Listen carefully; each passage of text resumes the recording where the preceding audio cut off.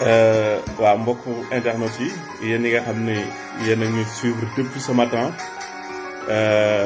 comme ni nga ko déggandoo tout à l'heure am na information bu wàcc que ni constaté nañ beneen ndaw boo xam ni faatu na ci manifestation yi mbir mi rek ñu ngi xewee Kër Mbaye Fall donc mu nekk lu doy waar situation bu catastrophique. Et cela montre que, encore une fois, la situation est en train de dégénérer. Les autorités sont en train de regarder que la situation dégénère effectivement.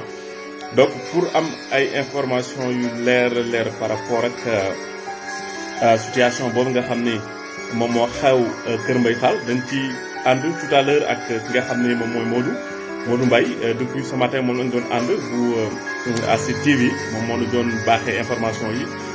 Donc pour avoir une confirmation par rapport à ce décès-là. Donc on va essayer, donc je vais essayer de l'appeler tout à l'heure, tout de suite même, donc mu dugg jox ñu ay leeral par rapport ak situation bi nga xam ni moo nekk di xew parce que su fekkee ndaw li ñu wax ni ñàkk na bakkanam fële ca Kër Mbaye Fall donc loolu mooy nekk ñaareelu doomu aadama boo xam ne faatu nañ ci bisub tey ginnaaw bi nga xam ni am na benn policier bu faatu ca Ziguinchor donc kii mooy nekk ñaareelu ndaw bi nga xam ni kon moom mooy faatu ci manifestation yi nga xam ni mi ngi am ni ki ci suba ba léegi donc on va essayer je vais essayer de retrouver tout de suite ki nga xam ni moom mooy Modou du côté du Sénégal comme ça mu indi ci ay leeral par rapport ak situation bi nga xam ni mi ngi xew donc manifestation yi commencé na waaw Modou. alhamdulilah soo Walfadjri boobu di daw gars yi dañ koy signaler. waaw. waaw bu fekkee da nga koy mun di wàññi parce que dañ koy signaler. d'accord ok wàññi naa ko. waaw bon li jëm si mbirum. manifestation yi. waaw fu mu toll nii guddi bi dafa gën a jéggi dayoo. waaw. dafa gën a jéggi dayoo ndaxte information bi nga xam ne jot nañ ko léegi rek. waaw am na benn ndaw li nga xamante ne muy Kër Mbaye. waaw. xale bu góor la. daanaka ndaw la sax. waaw ñàkk bakkenam fi nga xamante ne muy Kër Mbaye Fall. Kër Mbaye Fall nag ñu fàttali suñu mbokk yi. ñi nga xam ne ñu ñuy suivre. ñi ngi commencé seen échauffe li nga xam ne muy affrontement yi ak force de l'ordre yi si ngoon si la commencé woon. avant timis bi. mais sànq la ñu jot information sûre et certain maanaam de source sûre que ne am na benn xale bu xamante ne ñàkk na fa bakkanam foofu sa Kër Mbaye Fall. waaw est-ce que mën nañoo xam xale bi est-ce que mën nañoo xam est-ce que am nga ay information Modou ñu taxaw tuuti ci xale bi faatu fële ci kaw Kër Mbaye Fall est-ce que am ngay information ci âge bi ban âge la am ak ndax élève la ndax day jàng ndax voilà est-ce que am ngay information par rapport ak ki nga xam ne moom moo faatu wala boog amagu leen information détaillée par rapport ak situation. bon détail yooyu amaguñ ko mais li ñu wóor te wóor daal xam nañ ne ndaw la xale la. xale bu ndaw la. te daanaka loolu daal lañ si mën a kii mais au fur et à mesure dinañ topp information bi.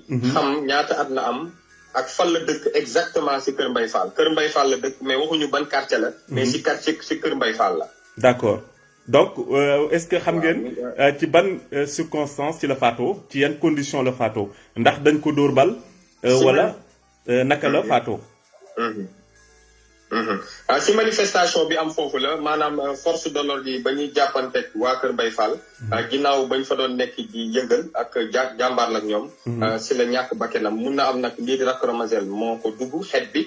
ndaxte d'après li nga xam ne jot naa ko dégg sax ne maanaam du lacrymogène dooruñu ko lacrymogène mais. xam naa ne xeetu lacrymogène bi moo ko sonal ba mu mujj étouffé loolu moom jot naa ko ci ay information mais lu si mënta am dinañ leen ko toppal xam ñaata at la am ak tamit cause bi naka la demee dëgg-dëgg. d'accord ok waaw kon loolu moom mooy situation bi nga xam ne moom moo xew fële ca Kër Mbaye Fall par rapport ak benn ndaw boo xam ne ñàkk na bakkanam ci manifestation yi ginnaaw bu amee benn ndaw benn policier bu ñàkkoon bakkan ce matin ci manifestation yi également fële ca Ziguinchor kon bii mooy ñaareelu doomu aadama boo xam ne ci bisub tey mën nañoo wax ni ñàkk nañ seen bakkan ci manifestation yi tey.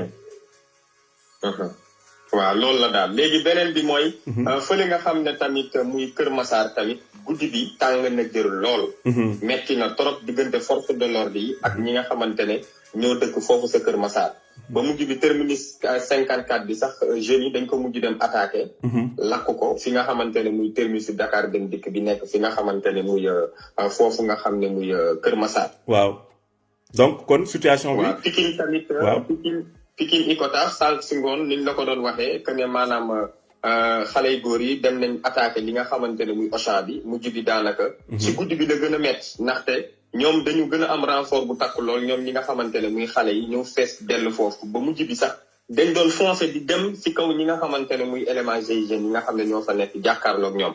ba mujj bi élément GIGN dañu am problème sax si seen charge yi nga xamante ne yor nañ ko. ba ñoom dañ doon jël xeer sax di sànnanteeg ñi nga xamante ne muy xale yi nga xamante ne muy Pikine Icotaf manifestation yi nag si Dakar fi ñu gën a ràññee moo gën a tàng moo gën a metti lool. mooy Pikine Icotaf foofu daal gis nañ ne. en ce moment moo gën a metti trop si Dakar muy Pikine Icotaf. ndax ñoom depuis si ngoon na ma la ko waxee woon ba ni ñuy waxee ak yow nii. ñoom tàmbali nañ di manifester ñi nga xamante ne muy Pikine Icotaf. nga xamante ne Auchan bi jot nañ ko yàq lool mais teewul. force de l'ordre yi dañoo ñëw jege fi nga xamante ne muy Auchan bi. ngir mun ko protéger li fa des manifestants yi bañ ko yàq tamit. ba léegi rek fii nga xamante ne tamit muy Tëngéej tamit. dégg nañ fa ay yëngu yu metti lool foofu nga xamante ne muy Tëngéej am na fa ak Yoof. Yoof tamit jël nañu relais bi si ngoon si. si guddi bi ñi nga xamante ne muy Yoof daanaka tamit ñi ngi yëngal bu baax a baax yëmbal tamit. xale yi génn nañ manifestants yi foofu nga xam ne muy yëmbal. metti na trop foofu tamit c'est trop tendu pour le moment. parce que tamit lu tax banlieue bi yëngal bi si guddi bi. xale yi di ko def muy manifestant yi mu metti lool. mooy yenn banlieue yi dafa amul éclairage. fu si mel ni Pikine Icotaf da ngay gis xale yi dañuy yéeg ci kaw garab yi sax. di sànnanteeg ñi nga xamante ne muy force de l'ordre bi mu doon image bu kéemaane boo xamante ne gis nañ ko foofu sa Pikine. dañuy yéeg ci kaw garab yi sax daanaka force de l'ordre affaire yi sax da leen dépassé. ba ñun sax dañu doon wax yéen a ngi taxaw fii di filmer te ngeen nekk ci danger te ñun dañu nekk ci liggéey ndax ñoom dañu gis ne ñoom sax en ce moment. ñi ngi nekk ci danger boo xamante ne population boobu nga xam ne muy Pikine Icotaf jàkkaarloo nañ. metti trop ak ñi nga xamante ne muy ñooñu nga xam ne muy force de l'ordre yi. fële sa Pikine Icotaf. kon daal kon manifestation yi instant bi guddi na mais teewul ndaw yi ñu ngi gën a wàcc ci terrain bi di gën a manifester ci biir mbeddi Ndakaaru yi. ma fële tamit sa Kolda tamit ñu ngi fa yëg manifestation jot nañu dem sa permanence préfecture fi nga xam ne muy Kolda sax mais jotuñu ko songu mais pour le moment tamit Kolda commencé na yëngu Ndar tamit. am na benn oto biñ fa taal boo xamante ne oto force de l'ordre yi la tamit ñi nga xam ne muy manifestants yi dañ ko taal. fële nga xamante ne muy Ndar tamit commencé na yëngu lool fi nga xamante ne muy Ndar pour le moment daal. fenn lañu ràññee ne moo am tuuti calme muy Ziguinchor moom bi nga xamante ne toute la journée gisoon nañ amoon na jàppante bu fa amoon bu metti lool ba am benn force de l'ordre boo xamante ne ñàkk na fa bakkanam ñu koy jaale di ko jaale askanu Sénégal yëpp muy force de l'ordre boobu nga xamante ne dommage li jot a am si moom ba élément GIGN oto bi moo jaar si kawam ba mu mujj ñàkk bakkanam mais pour le moment alentour ki nga xam ne muy leader Pastef le président Ousmane Sonko calme bi ñëw na fa pour le moment mais tamit ñi ngi gis ay publication ci Facebook bi ñiy publier naan nañu dem pour gën a renforcer foofu nga xamante ne muy kër président Ousmane Sonko ndaxte ñi nga xam ne muy ñi dëkk Ziguinchor ñi ngi lancer ay message ci Facebook bi di wax ne nañu dem pour dolli foofu renfort mais pour le moment calme bi revenir na fi nga xamante ne muy Ziguinchor mais c'est pas encore calme total daal mais ñii nga xam ne mooy force de l'ordre de gendarmerie ñoo teggi seen tànk dalal li moo tax booyi tamit ñi nga xam ne ñoo fa nekk di manifester tamit teggi seen tànk calme bi revenir na foofu sa Ziguinchor mais loo génnee Ziguinchor Dakar Kër Massar Pikine Yëmbal Parcelles Guédiawaye fi nga xamante ne muy Yoff Kër Massar Yëmbal foofu yëpp Tëngéej foofu yëpp boo xoolee tamit manifestants yi daanaka tàmbali nañ yi fi nga xamante ne tamit muy Colobane tàmbali nañ Colobane tamit ngañ tàmbali nañ léegi ñoom nee nañ dañ doon xaar guddi bi commencé parce que ñoom nee nañ dinañ ko jaayanteeg ñi nga xamante ne muy force de l'ordre yi ba fajar. ñi nga xamante ne muy Colobane tamit tàmbali nañ di manifester tamit. loolu mooy li nga xamante ne yees na si à part xale boobu nga xam ne. yëg nañ ne ñàkk na bakkanam fële nga xamante ne muy Kër Mbaye Fall. tout à fait parce que déggoon nañ aussi ce matin wala boog ci yor-yor gi ñu ni ay xale dañu dem fi nga xam ne moom mooy kër Aliou Sall bu Guédiawaye attaqué ko ndax information boobu wër na wala déet est-ce que mën nga ci indi ay leeral. non du Aliou Sall boobu moom Seneweb foofu moom daanaka information boobu ñu ko jàllale. dëgguwul benn ministre bu nekk ci gouvernement bi la ñu bëggoon attaqué këram. daanaka jotuñu fa yegg mais otom la ñu lakk muy ki nga xamante ne muy Serigne Mbaye Thiam. mooy le socialiste bi nga xamante ne mi ngi ci biir Benno Bokk Yaakaar nekk ci gouvernement bi defe naa nekkoon na ministre de l'éducation nationale bu ma juumul voilà. si tout à fait. voilà moom la ñu jot a attaqué këram attaqué nañ ko mais jotuñu yegg këram. otom bi nekkoon ci buddu këram la ñu jot a lakk muy socialiste boobu nga xamante ne muy Serigne Mbaye Thiam moom rek dañ ci doon ki nga xamante ne daanaka moom jot nañ ko attaqué bu bokk ci état bi mooy kooku di Serigne Mbaye Thiam. bokk ci gouvernement bi à part loolu tamit moom gis nañ bañ ko attaqué relais boo xamante ne ministère de l'intérieur def na ko. kii di Antoine Félix Diome daanaka yabal fa ñi nga xam ne muy force de l'ordre yi pour mun ko taxaw mais gis nañ ne teg nañ fa dispositif bu am solo sa dëkkuwaayam ba mujj bi daanaka manifestants yi ñi ngi arrière foofu nga xam ne muy këram nekkatuñ fa. dégg nañ sortie bi nga xamante ne muy Serigne Mbaye Thiam nekk ministre de fii ci Sénégal dégg ngeen kàddu yi nga xamante ne yëkkati na ko ci Sud FM. wax na ko daanaka confirmé ne. maanaam ñi nga xam ne muy daanaka tamit muy force de l'ordre yi. ñoo ko mujj dimbali ba otom boobu lakk nañ ko mais jotuñu attaqué këram. d'accord Pam Ngagne benn petite parenthèse bu ndaw parce que boobu ba léegi maa ngi dégg gars yi di attaqué presse bi. waaw mais mention spéciale ak ñi nga xamante ne muy rajo Sud FM. waaw ndax ñoom ñi ngi leen di topp tamit. ñu ngi woon ci terrain bi ñu ngi gis ne ñu ngi jàllale. waaw Sud FM rajo bi. ñu ngi jàllale liy xew saa yi suñuy jëf xibaar ñu ngi jàllale liy xew. sur le terrain pour le moment muy veille procès bi nga xamante ne dox na si l'affaire Sweet Beauté nga xamante ne dañ koy yóbbu chambre criminelle dox si diggante ki nga xamante ne muy le président Ousmane Sonko ak l'accusatrice bi nga xamante ne moo ko accusé loolu. ok am na solo leeral yi sëñ Modou je pense que def nañ un peu le tour ak yow donc l'information principale bi nga xam ne moom moo wadd te yees jamono ji mooy faatu xale bu góor bi nga xam ne faatu na fële ci. léegi ma bàyyi la nga continuer lu si mënta am. waaw léegi lépp lu ci mënta am rek boo ñu jëlaat la ñu nañ te antenne ba ci kanam. comme que manifestation yi continuer na. donc lu ci mënta am nga duggaat comme ça gën ñu leeral. su ko defee suñu internautes yi mbekk yi nga xam ne ñu ngi suivre un peu partout à travers le Sénégal mais également au niveau de la diaspora am xibaar yi nga xam ne moom mooy tikkee ca manifestation yooyu kon mbokk yi ñun ñoo ko déggandoo muy xibaar bu tiis muy information bu tiis boo xam ne benn ndaw comme niñ ko yàgg gisee ci manifestation yi depuis un bon moment au Sénégal à chaque fois su ay manifestation amee ñu gis ay ndaw yoo xam ne dañuy faatu donc beneen ndaw daanooti na daal di feggoo ak juróom-ñeenti ndaw yi nga xam ni fukk ak ñeenti ndaw yi nga xam ni faatu woon nañ ci atum 2021 ca manifestation yu njëkk ya naka noonu ci atum 2022 également nemmeeku nañ lu toll ci ay ñeenti ndaw yoo xam ni dañoo faatu ci ay manifestation donc ci nguurug Macky Sall soo ko xayma daanaka dañuy toll ci lu toll ci ñaar fukk ci ay ndaw yoo xam ni ci diggante fukki at ak juróom ak ñaar fukki at lañ am yoo xam ni ñi ngi faatu te kenn faatu leen lu dul gouvernement Sénégal ci rek ay caaxaan loo xam ne à chaque fois population yi su ñuy def li nga xam ne moom la leen yoon may mooy génn ci mbedd mi di naqarlu ñi nga xam ni ñoom ñooy takk der yi daal di leen di boom donc kon boomati na am ndaw ab doomu Sénégal ci ay manifestation Sénégal mu nekk lu tiis mu nekk lu doy waar loo xam ni aujourd'hui ñu ngi koy nemmeeku Sénégal loolu rek di firnde ni Sénégal xar kanam ba mu amoon amatu ko am na sax ku may signaler naan ma Ziguinchor mën nañ fa nemmeeku ñaari décès loolu amaguñ ci confirmation mënaguñ ko joxe donc li am ba des daal mooy foofu moom confirmé nañ fa benn mort fële ca Ziguinchor ci suba gi donc ñaareel bi nag du loo xam ni pour le moment mën nañ ko confirmer donc maa ngi gis ay Laye Diallo ñoom ñëpp ñu ngi seetaan ak Toldo waaw sama promo nga Moussa Nia merci beaucoup ci ànd bi ngeen ànd ak ñun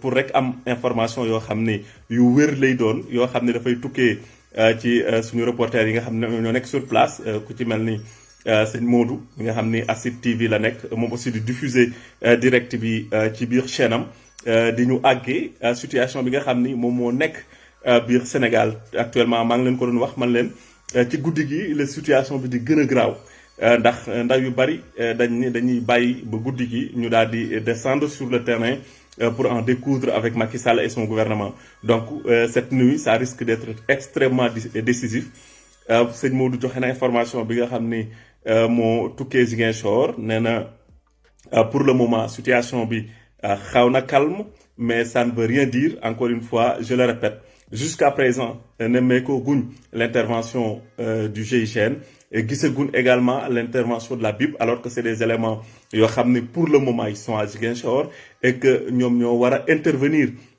pour tout simplement suñu waree jàpp Ousmane Sonko ñoom ñoo ko war a jàpp parce que c'est des éléments formés pour ça donc cette nuit sera forcément une nuit décisive à Ziguinchor même si pour le moment on peut constater que ni am na calme boo xam ne am na fa waaye lépp mën na faa xew ndax comme ni ma koy waxee procès bi puisque ni ki ginnaaw suba la le 16 la donc suñ ko jëlewul tey présenté ko juge bi daanaka li ni mel dañ koy lajj moo tax ñu fexe ñu bëgg a def tout pour que daal mën a atteindre seen objectif donc man ma gëm ni daanaka karaw Ousmane Sonko sax mënuñu koo laal situation bi ni mu tëddee ak bouclier bi nga xam ne ndaw yi def nañ ko à Ziguinchor xeex ko ak les policiers et les gendarmes bañ mujj daw je pense que loolu dafay wane rek que ni la détermination du peuple quand un peuple est debout quand un peuple est déterminé amul benn gouvernement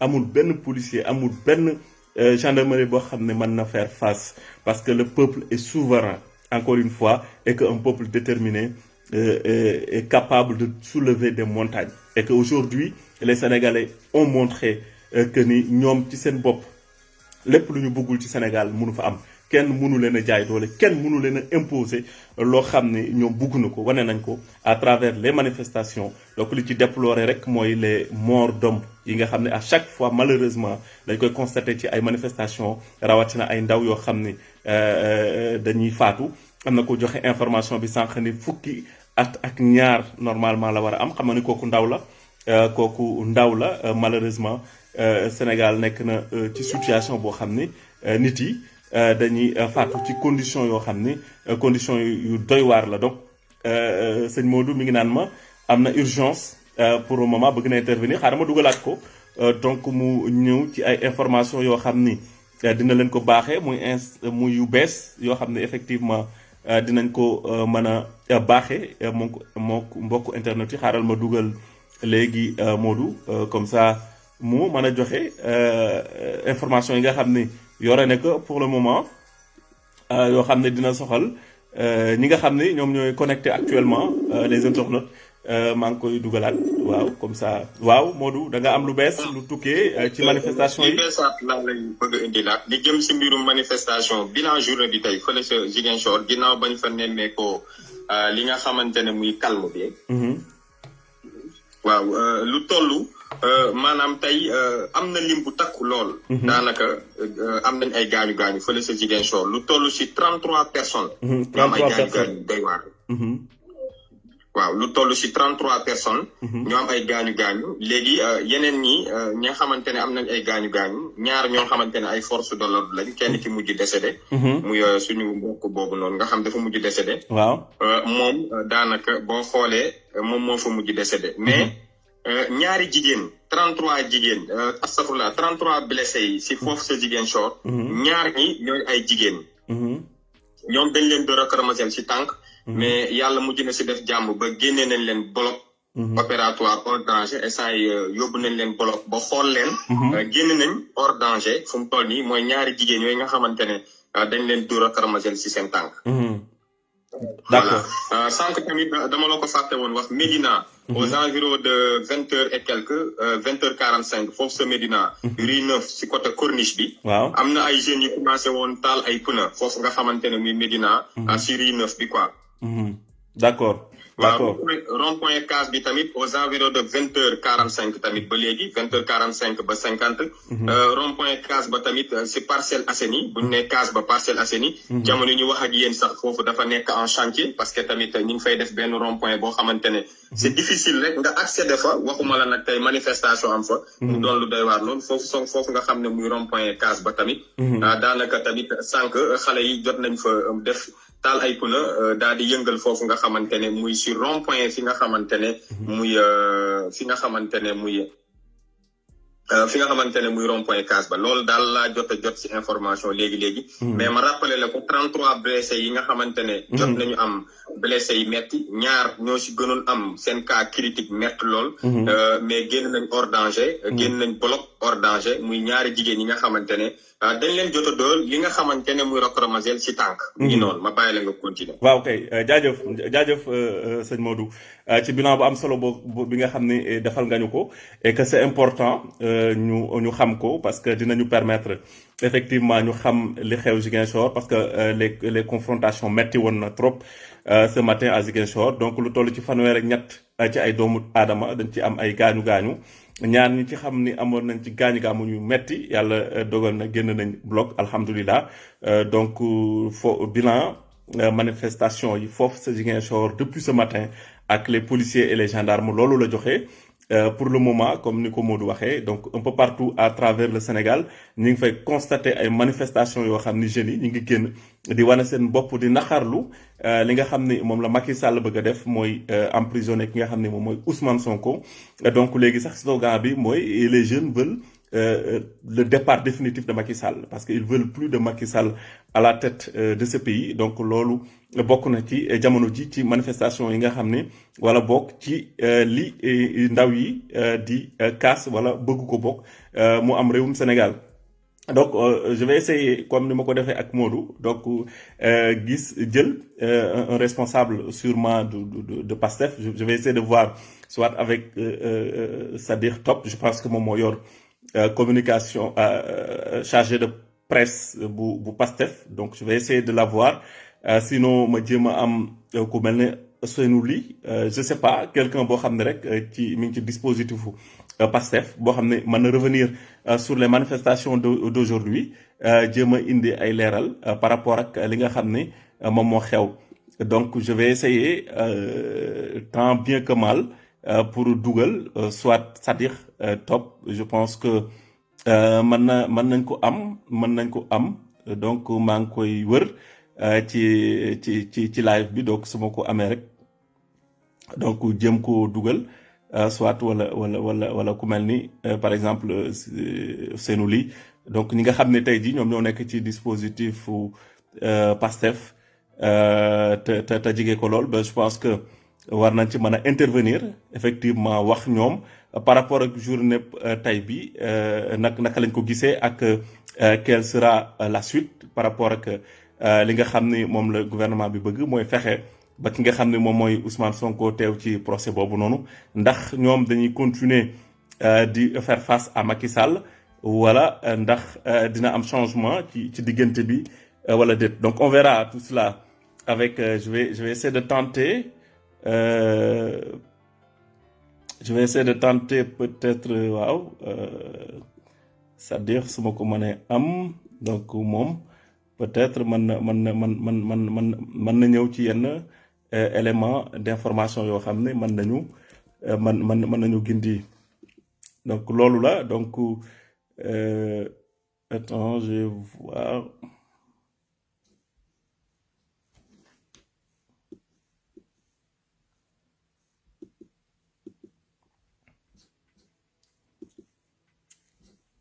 donc loolu la je pense que comme ni ma leen ko waxee sànq la situation risque d'être très très compliquée d'ici cette nuit parce que ndaw yi jëluñu décision pour bàyyi effectivement ils veulent faire face et que les forces de l'ordre également sont toujours sur le terrain et que loolu souvent dafay indi ay confrontation wala ay affrontement yoo xam ne yu yéema lay doon yu doy waar lay doon et que souvent quand même dafay indi ay jafe-jafe ci ñi nga xam ni ñoom ñooy manifestants yi na meeku nañ ci effectivement information bi ñu joxee sànq mooy faatu bi nga xam ne benn ndaw faatu na ko ci manifestation yi mu nekk loo xam ne souvent dañ koy déplorer parce que ci manifestation ndaw waru ci faatu donc personne ne devrait être tué dans des manifestations parce que manifestation c'est un droit pour ñi nga xam ni ñoom ñooy le peuple donc constitution bi moom moo ko consacré donc amuñu droit utiliser ay armes yoo xam ne mën na gaañ ñi nga xam ne ñoom ñooy population yi donc malheureusement nag li ñuy nemmeeku au Sénégal à chaque fois su am manifestation amee ñu gis ay ndaw yoo xam ne dañ ciy faatu dem nañ ba naan soo demee manifestation dañ ciy faatu je pense que loolu amul wax bu ko gën a contradictoire parce que les manifestations ne sont pas faites pour tuer des gens parce que même si c'est une manifestation interdite, la police, la gendarmerie, ils ont juste l'obligation de maintenir l'ordre, mais ils n'ont pas le droit de tirer sur les populations. Amuñu droit tirer encore une fois ci population yi. Donc malheureusement au Sénégal, on constate à chaque fois su manifestation amee ñu gis ay tirs à balles réelles yoo xam ne dañ koy tirer à l'endroit des populations. On l'a vu en Ngor ci manifestation yi nga xam ne amoon na fa ñu gis tamit benn ndaw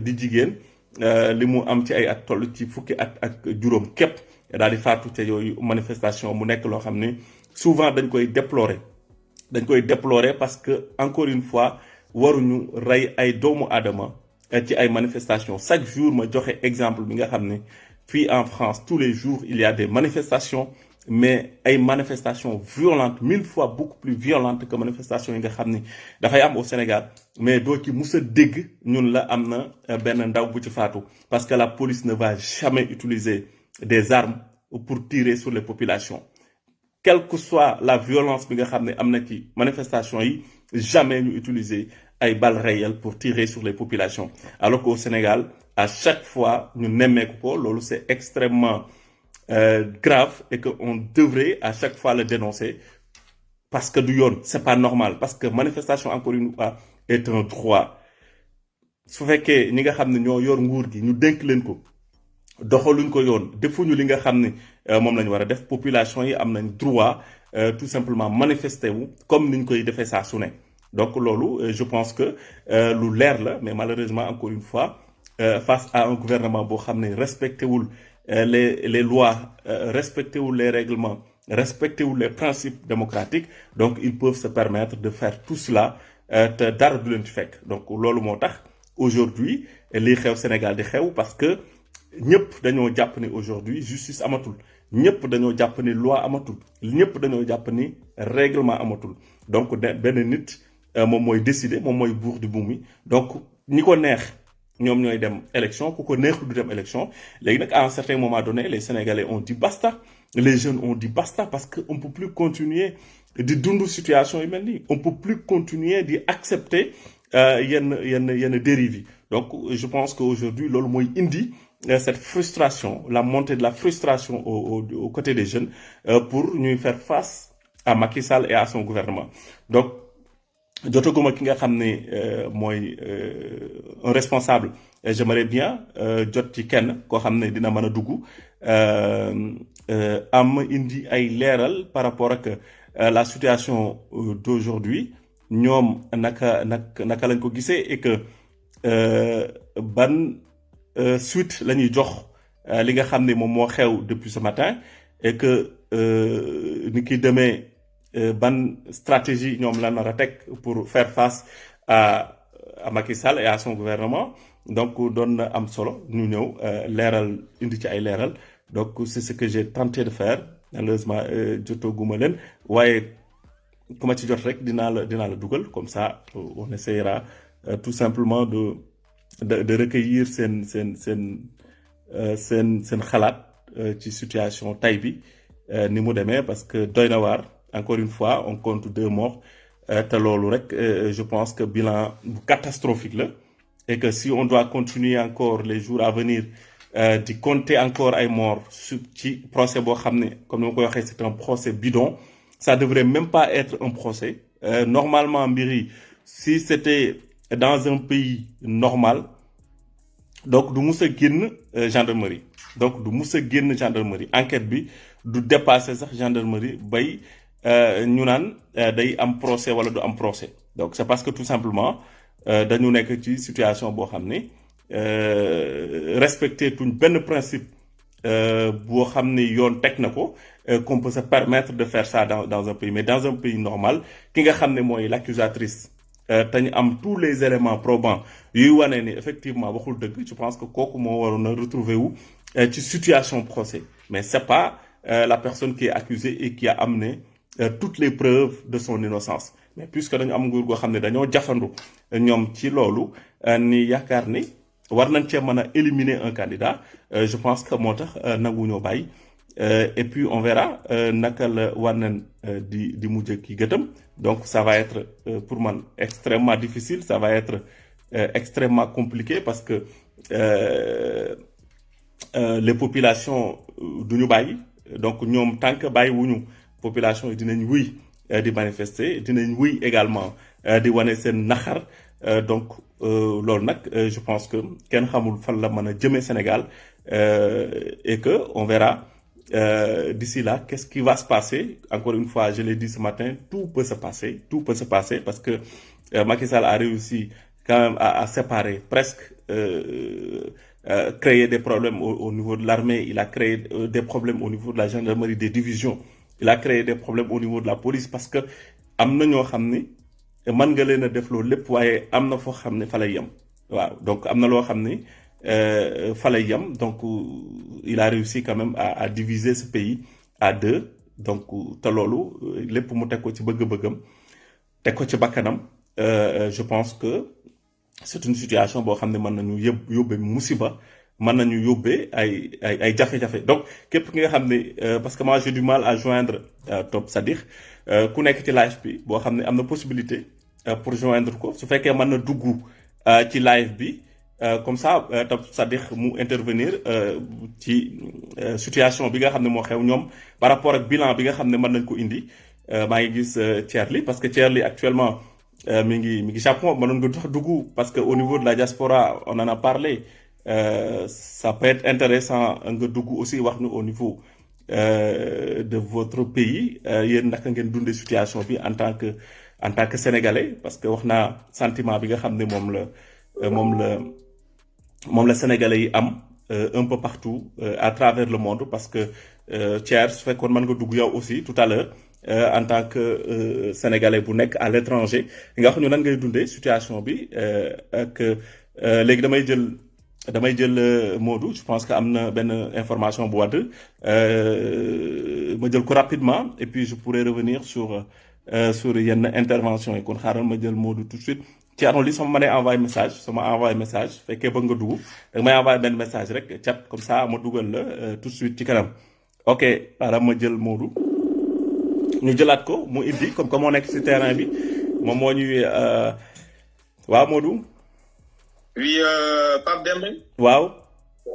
ba léegi ñi ngi doon topp information bi nga xam ne ñi ngi ko doon wax sànq mooy xale boobu nga xam ne ñàkk na bakkanam fële sa kër Mbaye Fall. waaw dëgg bu wér péng la ndaxte vidéo yi jot naa ko léegi c'est trop sensible nag moo tax du ma ko mën di publier. waaw mais daal xale bi daal dafa mel ni daanaka racromosel moo dal ci kanamam. moo tax fu mu tëdd deret bee ngay say di fees dell ci kanamam bi yëpp. d'accord j'ai même envoyé vidéo bi ki nga xamante ne muy Sadikh Top mais il n'est pas en ligne maa ngi dégg nga koy tudd. waaw mais xam naa tey Sadikh moom racromosel yee saf si nopp bakkani ba mu sonn guddi bi. waaw mais yónnee naa ko mais c'est avéré normal xale boobu ñàkk na bakkanam fee nga xamante ne muy kër Mbaye Fall. mu doon deuxième personne bi nga xamante ne ñàkk na bakkanam ginnaaw procès bi nga xamante ne mi ngi dox ci diggante l'affaire Sweet Beauté l'accusatrice bi nga xam ne moo accusé le président Ousmane Sonko ci affaire Sweet Beauté boobu nga xam ne tey dañ ko yóbbu chambre criminelle mu doon lu yees loo xamante ne xew na fii ci Sénégal muy deuxième personne bi kon c'est confirmé ginnaaw bi nga xamante ne takk der boobu ñàkk na bakkanam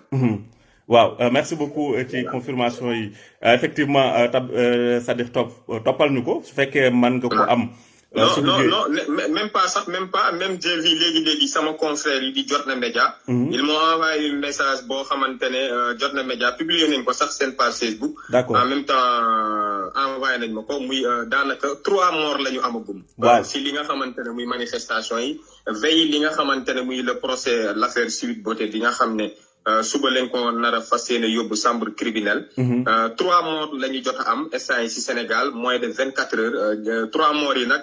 mi ngi doon benn policier. foofu nga xamante ne muy Ziguinchor. waaw ak tamit benn jeune garçon boo xamante ne fële sa Ziguinchor. kon bu ma nee sànq 33 blessé la. kon léegi dañ siy moyen ñaar ñi nga xamante ne muy policier bi. ak jeune boobu nga xamante ne jeune la fële sa Ziguinchor. am na benn xale bu góor bu si ñàkk bakkanam. ak fi nga xamante ne tamit ak fi nga xam ne muy Kër Mbay Fall tamit diggante Kër Mbay Fall Mbaaw. daanaka benn xale boo xamante ne mi ngi am 12 ans kii 12 ans la am sax. moo ñàkk bakkanam. xale bi kon léegi âge bi mujj naa ko xam mi ngi am 12 ans. diggante Kër Mbay Fall ak Mbaaw foofu la ñàkkee bakkanam. rappelé xale bu góor bi ñàkk bakkanam xale bu góor bi ñàkk ci bakkanam Ziguinchor est-ce que mën nga ñëwaat ci ñaata at la am fekkee xam nga âge bi. non moom jotuñu bind at bi pas mais. xale boobu nga xam ne ñàkk na bakkanam diggante Kër Mbay Fall Mbaaw la ñu bind atam. muy 12 ans. mu doon source bi ñu ngi ko jëlee suñu confrère bi di ñi nga xam ne muy waa Jotna Média. foofu lañ ko jëlee ñu publier ko léegi loolu mooy li nga xamante ne moo fi yees fi nga xamante ne si ñetti nit ñi nga xamante ne ñàkk nañ seen bakken au moins de 24 heures procès bi nga xamante ne war na dox si affaire chambre criminelle jëm si l'affaire Sweet Beauté bi. allahu akbar li yéeme na je pense que. même xale bi ñàkk bakkanam bi sax vidéo bi maa ngi ko jotee suñu benn confrère buy liggéey fële sa Walfadjri.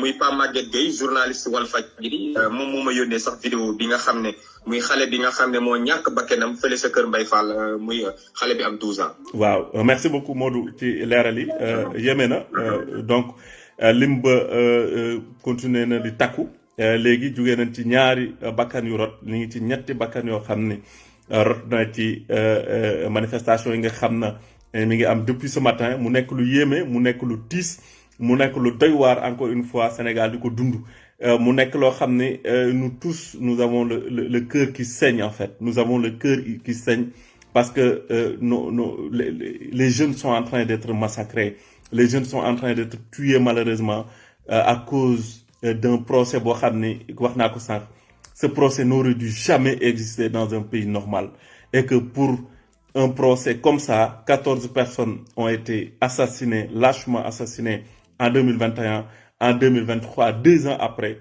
3 personnes ont été tuées donc soo jëlee 14 personnes nga yokk ci 3 personnes mooy 17 personnes ñàkk nañ seen bakkan ñëpp di ay ndaw ci un procès boo xam ni normalement ce procès warul woon génn sax gendarmerie bay naan day dem tribunal donc foofu la Sénégal toll mu nekk lu yéeme mu nekk lu tiis mu nekk lu doy waar ci réew mu Sénégal ba képp ku soo doon nelaw sax ñu yeewu la ni la ndax lii mën na am Sénégal yaakaar naa ni doo ko gëm donc yéeme na doy na waar et que ku yéemuwul ci li xew actuellement au Sénégal man dama xamul ci lan ngay yéemu donc doy na waar trop metti na aussi c'est extrêmement dur parce que c'est des jeunes qui sont tués par le régime de Macky Sall donc mu nekk loo xam ne vraiment dañ koy mettitlu donc je vais essayer de prendre comme ni ma ko waxee woon sànq Thierno Ly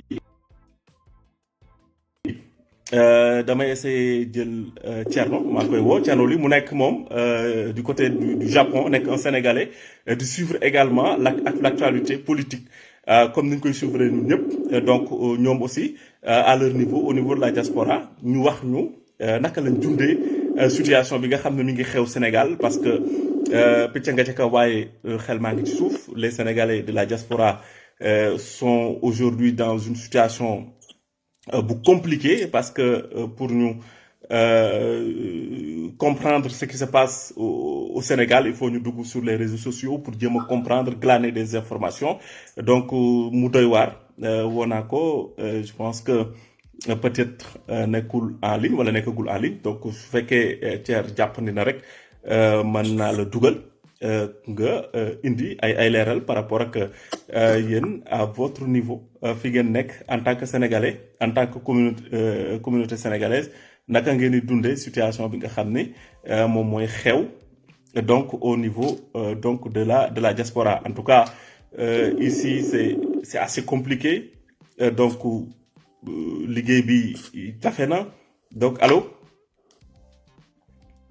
allo ah allo waaw Ngagne sëñ Thierno docteur naka mu ci waaw woon maa ngi lay ziar bu baax a baax naka yi tey sant yàlla bu baax mbaa yaa ngi am jàmm. maa ngi sant bu baax a baax a baax a baax.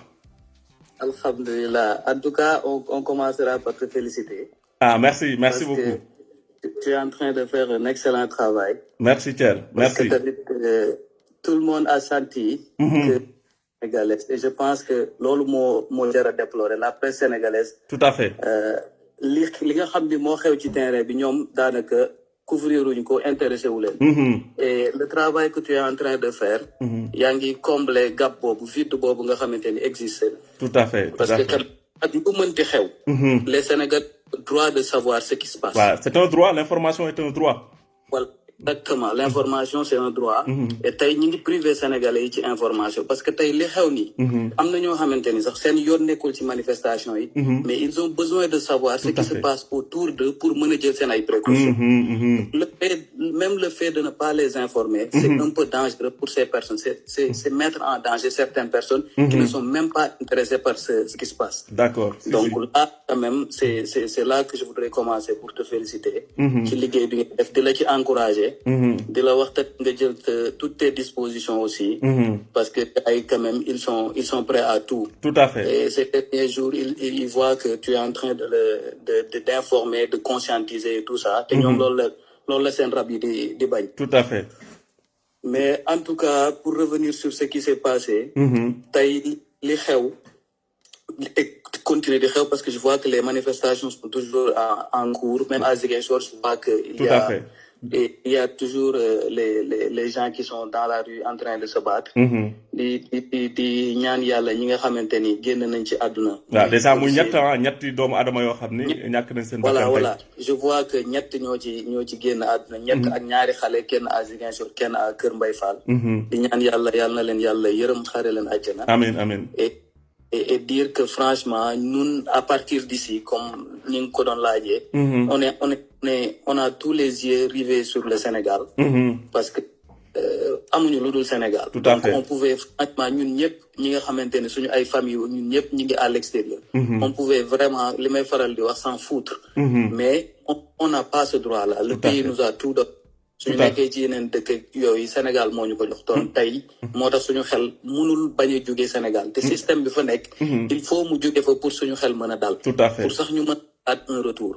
Donc franchement ñi nekk Japon ñëpp tey instant bi ñi ngi ci mardi ñi ngi 9h mooy soog a jot nii. 9h ci suba. 9h ci suba. mooy 1 minute mooy jot nii.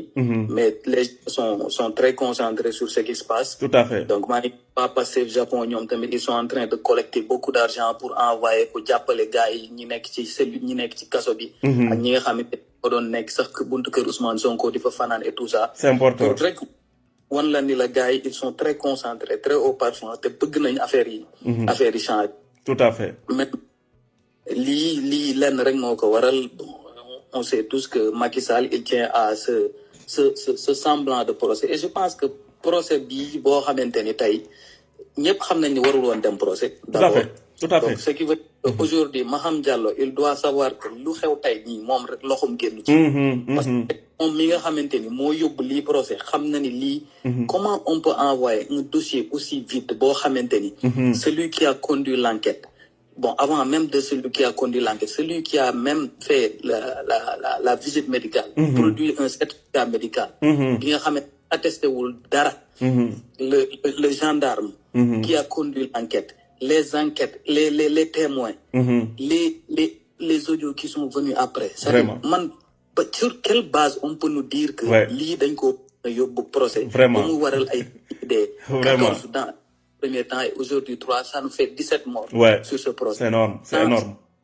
Des dégâts collatéraux. Lan moo ñu ko parce que Macky Sall bëgg na humilier une personne. Parce que man li ma gëm mooy quel que soit X Sonko procès bi même su ko jugé par contumace dinañ ko acquitter dinañ ko relaxer. Mais liñ ci bëgg moom mooy humilier ko foofu wax ci yenn wax yeeg yenn détails yi parce que doonal soxal moom mooy inéligibilité bi nga xamante ni am na ko ci procès bi ak Mame Mbaye Niang instant bi comme dem na cassation. dinañ ko def en mode first track pour confirmer lool. tout à fait mais je pense la seule issue bi nga xamante ni moom lañ am instant bi moom mooy combat bi ñu nekk. te commencé ko tey. il ne faudrait pas commettre l'erreur de stopper. il faut continuer mener ce jusqu'à terme. bu ñu déglu nag ñooñu nga xamante ni dañuy ñëw naan dañuy arranger et tout ça. li war a tax nit ñi arrêter combat bi moom mooy. des engagements fermes. soit Macky Sall mu jël engagement ferme que ni moom du bokk. te ñëpp dañuy bokk élection yi muy Sonko. muy Khalifa Sall muy Karim Wade ak ñëpp. tout à fait. moom mu ni du bokk. ñu organiser élection yi leer wala ñu dem ba fi nga xamante ni moom la war a yam fi nga xamante ni peuple burkinabé egg na fa. peuple malien egg na fa. peuple Sri Lanka egg nañ fa. peuple Pakistan instant yi fa lañ toll. ñooñu ñëpp gënuñu ñoo dëgër histoire. tout à fait. donc tey nag. loolu moo xew Sénégal. moo tax désobéissance civile bii nga xamante ni Sonko mi ngi koy def. ñi ngi ko ci jàppale di ko wax ni loolu moom mooy riposte bi nga xamante ni moom la situation bi laaj. actuellement. tout à fait parce que tey à une loi injuste on ne cessera jamais de le rappeler à une loi injuste nul n'est tenu d'obéir. tout à fait. il faudrait parce que ci lu mel nii moo war a nekk déclic pour ñu assainir suñu justice. buñ ko bàyyee nii rek muy continuer du dem. il faut am ay nit ñi dañuy taxaw pour système yi changer. adduna bi yëpp noonu la doxee adduna bi yëpp noonu lañ changer yenn choses yu injuste. keroog maa ngi koy rappeler. Sénégal dafa taarix. tey bu ñuy wax révolution Torodo. c'est parce que loi moo tegu woon. tout à fait am nit ñu dëpp loi yi. changer ko pour mbir mi mën a avancer. tout à fait. ñu wax tey la bataille de Danki. Amari Ngoone Sabel. xale bu ndaw la mu am 10 ans. nekk doomu représentant du roi de l'empereur du Jolof. nekk ko biir Eor. bañ moo tax mu dem xeex ak Lele Fuli Fat. Jolof. pour mën a dem révolutionner parce que loolu loi la woon. loi la woon ni ñoom dañ daan jël suuf di ko yóbbu Jolof. tout à fait désobéissance civile moo tax mu dem ni ñoom dootuñu yóbbu suuf. c'est important c'est une loi interface te loolu moo war a bataille de Danki ba Kajoor jël indépendance am taxawaay bi mu taxaw. tout à fait. loolu moo ñu indil ay lutte yu mel noonu yu mel ni désobéissance civile moo ñu indil lu ne. apartheid loi la woon. mu am désobéissance civile. Martin Luther King def na désobéissance civile. Rosa Parks def na désobéissance civile. Gandhi def na désobéissance civile. c'est-à-dire yooyu yëpp ay lutte la yoo xam ne tey bu ñu toogee di tàgg ñooñu ñëpp. c'est parce que démb ñoo xamante ne tey même ci peuple li ñu bokkoon ñi ngi leen doon xalab comme ce qui se passe actuellement ñi taxaw naan ñii dañoo violent et tout ça.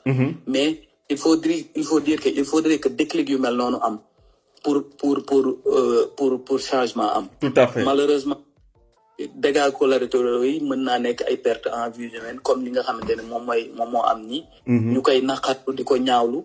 mais il faudrait aussi fàttali que ni.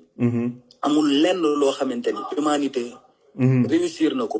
te amul ay perte. ay sacrifice yu mel noonu ay dégâts collatéraux amul lenn lu am loolu. même l'islam gi taxaw. deret tuuru na ci. ñaq bari wadd na ci. pour ñu mën a exifler. tout à fait indépendance.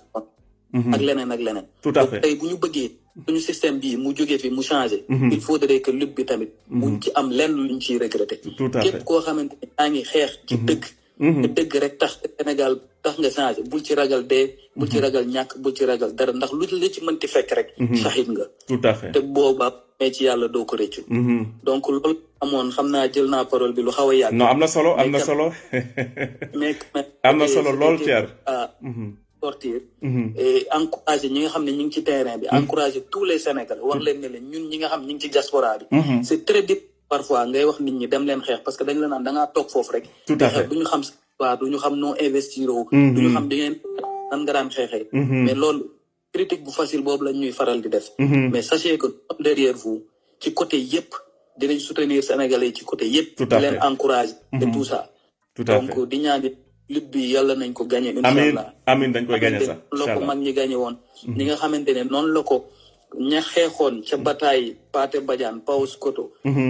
ma nga xamante ni. Maba Diakhou Ba woowoon na magi Sénégal ñëpp. ñi nga xam ñi ngi ci diir. ñëpp ñu taxaw. Alboury Ndiaye ak Lat Dior jiite ko. ñu xeex jàkkaarloog tubaab bi pour rek bañ yenn nooteel yi nga xamante ne moo fa doon am donc ñu ngi ñaan yàlla ndam loolu ñu amoon ci bataille boobu yàlla nañu am ndam lu ko raw ci ndam amiin doon technique boo xamante ni système mu Sénégal dina changé Sénégal avant ñëpp gis ci seen bopp incha allah amiin loolu laa amoon lu ma ci sànni ngañ merci beaucoup Thierno vraiment wax ji am na solo waxtaan bi am na solo et que c'est important merci beaucoup lii mënul woon a ñàkk ci waxtaan bi li nga rappelé lépp dafa am solo et que day rejoindre li ñu doon wax depuis ce matin que ni résister rek moo am solo parce que histoire la ci Sénégal culture la ci Sénégal donc mënuñu yam ak yeneen peuples yi mënuñu yam ak beaucoup de pays en Afrique parce que ñun culturellement parlant nous sommes un pays de résistants donc au niveau spirituel comme au niveau de ñi nga xam ni c'est des résistants des guerriers yoo xam ne rappelé nga leen ñoom ñëpp ay ñoom Mbaba Diakhou Ba ak ñoom Lat Dior ay ñoom Aline Sitoé Diatta ñu nekkoon ay ndaw bu ñu koy def teewul dañoo xeex ba dee ci xare en tout cas merci Thierno am na solo sa dugg am na solo merci donc nuyu waa Japon yëpp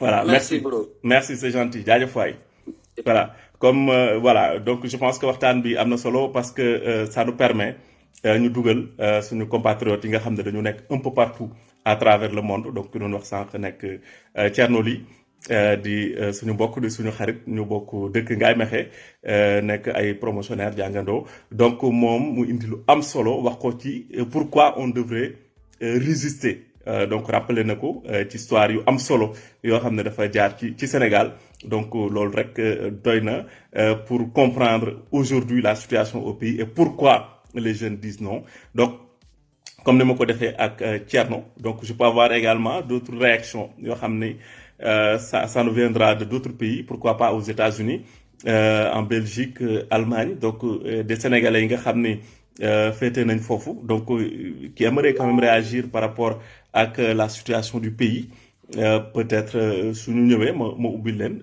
ñoom aussi ñu joxe seen réaction donc li ci am solo aussi mooy ñu ngi topp toujours actualité bi li nga xam ni Modou moo ñu koy indil Modou bu ASID TV donc di topp information yi nga xam ne moo xew un peu partout au niveau du Sénégal li xew Ziguinchor li xew Pikine li xew Kër Mbaye Fall li xew Guédiawaye ak feneen donc mi ngi ñuy ramasser toutes les informations dañu ko baaxee pour permettre à tout un chacun donc nga xam li nga xam ni actuellement moom mooy xew au Sénégal donc dañ koy regretter ñu ngi dénombré lu toll ci ñetti doomu aadama yoo xam ne ñàkk nañ seen bakkan depuis le début des manifestations du ma tàyyi du ko rappeler parce que lu déplorable la lu ñu war a déplorer la parce que ci manifestation amul kenn koo xam ni war na ci dee parce que manifestation maintien de l'ordre da war a doon wala l'objectif ne doit pas être voilà le fait de tuer donc dañ koy déplorer di ko ñaawlu et que di wax le ministre de l'Intérieur mu jël ay dispositions comme ni mu ko defee ci policier bi nga xam ni dafa ñàkk bakkanam ce matin mu def communiqué annoncer le décès donc des deux personnes des deux jeunes là donc annoncer également l'ouverture d'une enquête pour ñu jéem a xam exactement ci yenn circonstances la ñu décédé donc je pense que loolu ñu ngi koy xaar du sax lu ñuy xaar mais lu ñuy exiger la ci ministre de l'Intérieur mu joxe ay informations par rapport ak ndaw yi nga xam ne dañoo ñàkk seen bakkan kenn ki ñàkkee bakkanam au niveau du Ziguinchor mais ki ci des ñàkkee bakkanam léegi ci Kër Mbaye Fall donc encore une fois donc di rappeler Sénégalais yépp que ni situation bi noonu la présenté woo et que on essaiera tout à l'heure fekkee Modou am na ay informations yoo xam ni mën na ko indi comme ça dina nous permettre ñu gën a mën a leeral wax ñu exactement sur le terrain qu'est-ce qui se passe est-ce que la situation évolue surtout au niveau de Ziguinchor parce que Ziguinchor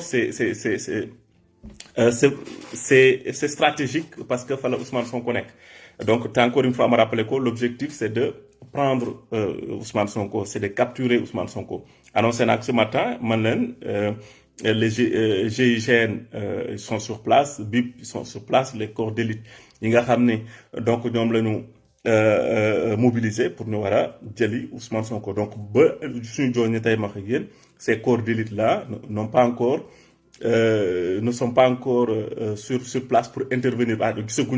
Donc intervenir donc mais probablement donc s'il y a prise de corps ça sera ni les gendarmes, ça sera ni les policiers, mais les corps d'élite. Donc puisque entrer en action, donc on peut pas pour le moment dire que le jeu est fait. On peut pas dire que abandonner, on peut pas dire que c'est fini. Donc tout peut arriver d'ici ce soir. On ne sait pas comment, mais en tout cas, ça sera un moment décisif.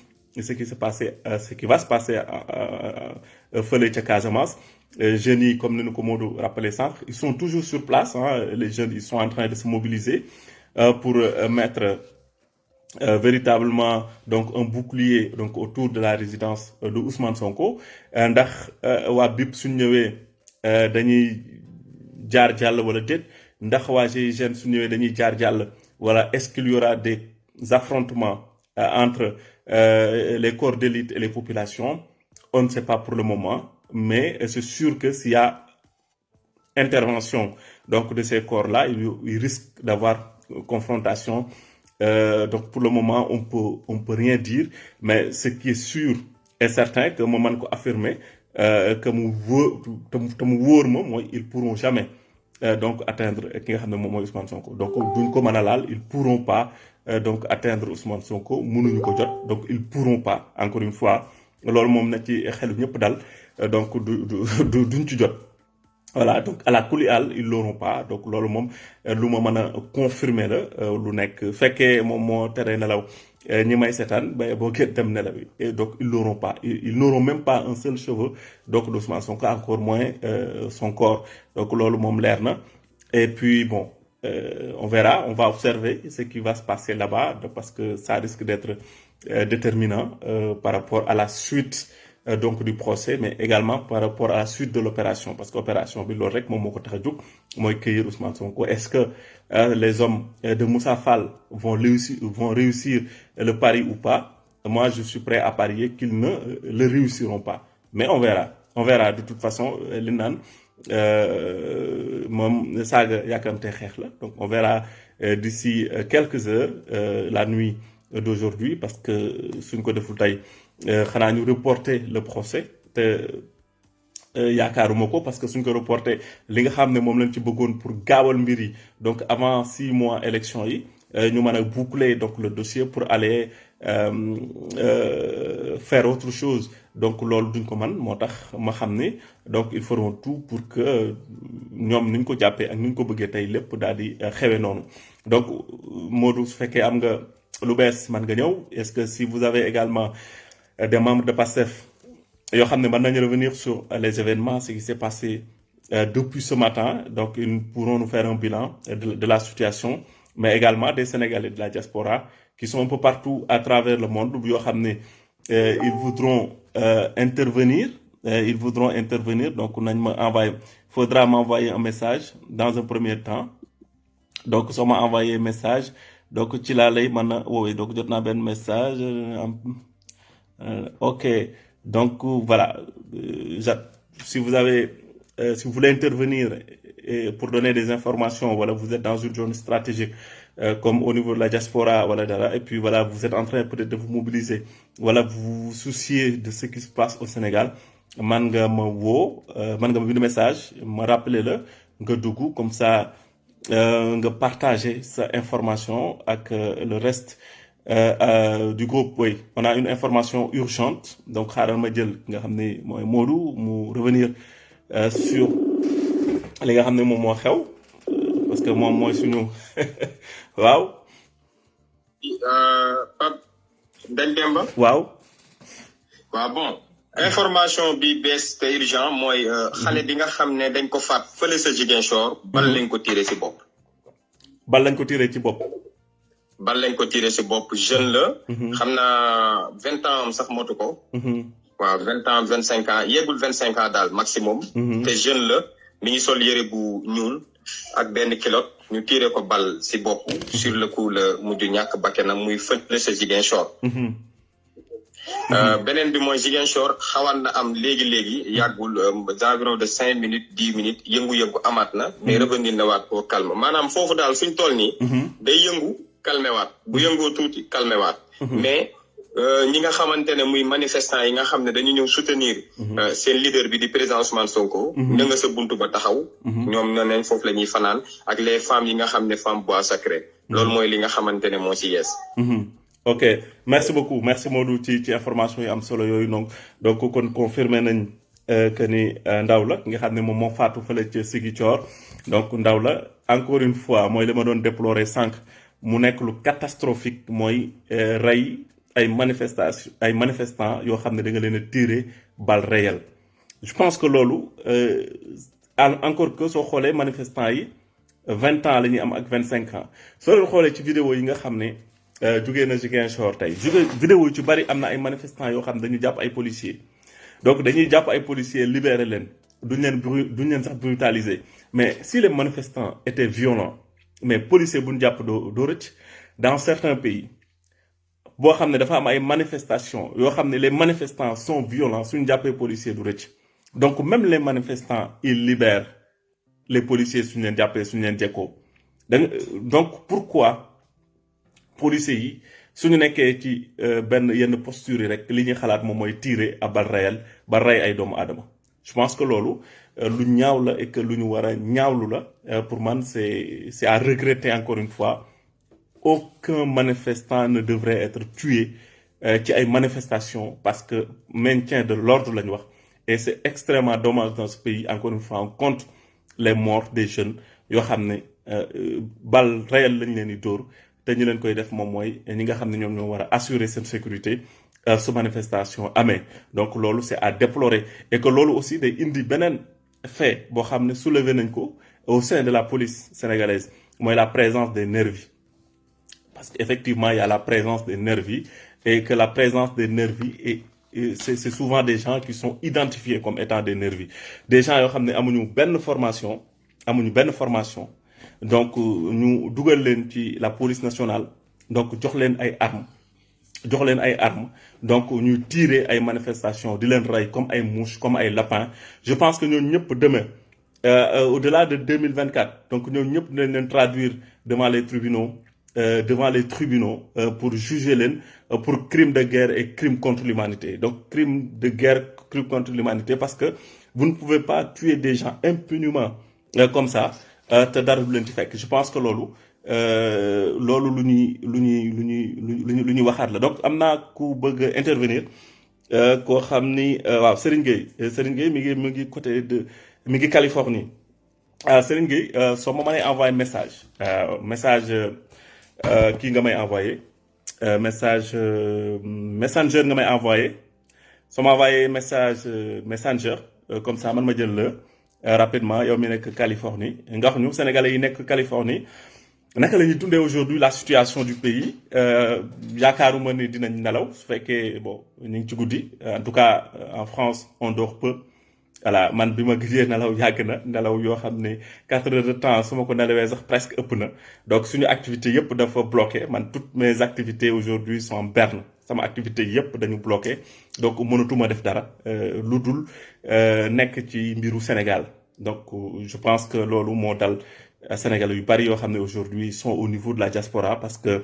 suñu voilà la situation est tellement tendue que les gens sont stressés ils n'arrivent même plus à dormir correctement et que loolu kenn yóbbuwuñ ko lu dul cette situation Macky Sall qui veut tout simplement détruire ce pays c'est malheureux donc Serigne Gueye yow mi nga xam ne yow yaa nekk Californie donc su fekkee mën nga ma envoyer message comme ça man dinaa la dugal rapidement parce que soo ma envoyer message j'aurai du mal ma boole directement ci beneen appareil bi comme ça ma la dugal donc messenger nga may envoyer message soo ma envoyer messenger normalement dinaa la gis comme ça je te rappelle gisaguma la Serigne Gueye gisaguma la voilà Serigne je suis Serigne attends bon yow la war a suis je suis patriote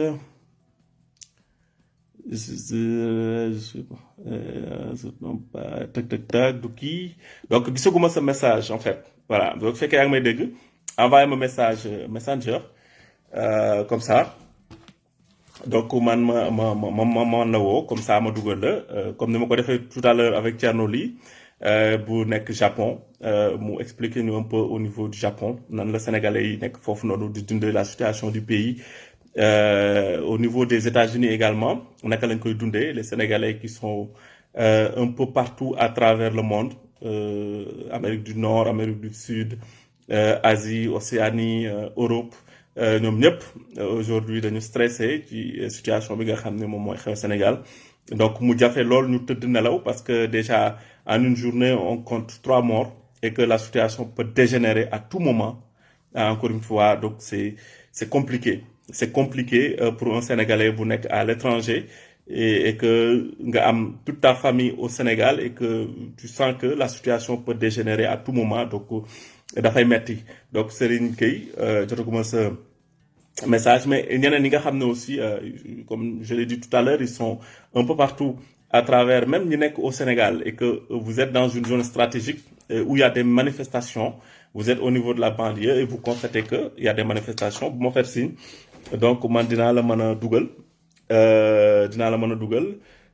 comme ça nga dugg ba il faudra juste m'envoyer un message sur Messenger voilà sur Messenger nga may envoyer message comme ça man facilement mën naa la dugal parce que je vois des gens qui veulent intervenir qui me disent par exemple Mamadou Lamine bu Gambie bëgg na dugg Mamadou Lamine Gambie bëgg na dugg y a aussi Ibrahima Khalilou Cissé au niveau du Sénégal moom aussi am na information yu bëgg na partager mais tant que envoyé wu leen ma message ci Messenger donc damay am jafe-jafe pour woo leen donc da ngeen may envoyer message ci Messenger donc man à partir de là donc je pourrais vous rappeler comme ça ngeen dugg mën a joxe seen xalaat par rapport ak la situation qui prévaut au Sénégal donc je disais tout à l'heure par rapport ak les morts à balles réelles yi nga xam dañ koy constater au Sénégal en mars 2021 il y avait 14 personnes yoo xam ne dañ leen a rey effectivement Amnesty International identifié na ay vidéos yoo xam ne c'est des policiers qui ont tiré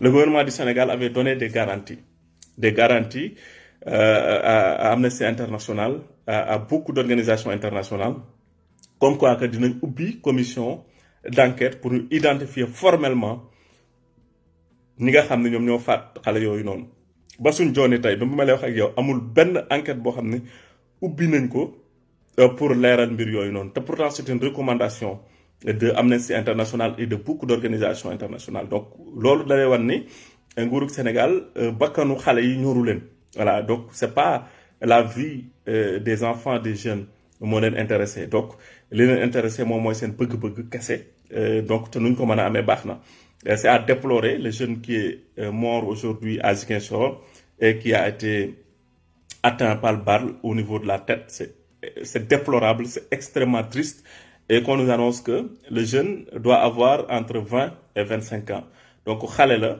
c'est des jeunes yoo xam ni dañu am loo xam ne dafa nekk ci ñoom ñu am lu ñu gëm politiquement parlant ñu am fu ñu féete ragaluñ ko di ko revendiquer pare pour défendre seen projet comme ni ñu koy waxee pare pour défendre seen leader comme ni ñu koy waxee mais on voit que à chaque fois la police n'hésite pas à utiliser les armes pour tout simplement atteindre les jeunes et que c'est extrêmement déplorable c'est très triste cette situation-là bi nga xam ne moom la ñuy dund actuellement au Sénégal et que ñu comme ni ko Thierre waxee ni ko cette fois-ci parce que Macky sonal nañu nag à un certain moment donné les populations sont fatiguées parce que mënuñu chaque 3 mois chaque 4 mois mu am ay catastrophes mu am ay morts on peut plus donc à un certain moment donné il faut qu'on arrête quoi il faut qu'on passe à autre chose il faut qu'on continue quand même une bonne fois pour toutes à demander son départ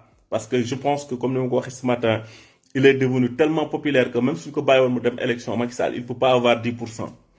Il ne peut pas avoir 10% la wax nii donc loolu niveau de popularité bi nga xam ne moom la Macky Sall toll actuellement au Sénégal amul benn président bu ko mës a toll au Sénégal c'est pour la première fois donc ñu am un président aussi impopulaire cette impopularité nag moom moo ko teg boppam donc moo ñëw bëgg a imposer loo xam ne sénégalais mënu ko nangu donc ce qui se passe aujourd'hui au Cameroun avec une certaine dictature bi nga xam ne ka fa nekk Paul Biya depuis 1960 ba léegi moom moo fa nekk ce qui se passe aujourd'hui au Gabon avec la famille de Omar Bongo mu dem Ali Bongo ñëw donc Macky Sall loolu bëgg instaurer au Sénégal te xamul ni Sénégal dafa wuute ak réew yu bari ma koy rappeler c'est un pays boo xam dafa am une culture de résistance surtout une culture démocratique parce que il y a pas longtemps le Sénégal a été toujours une référence pour le Mali.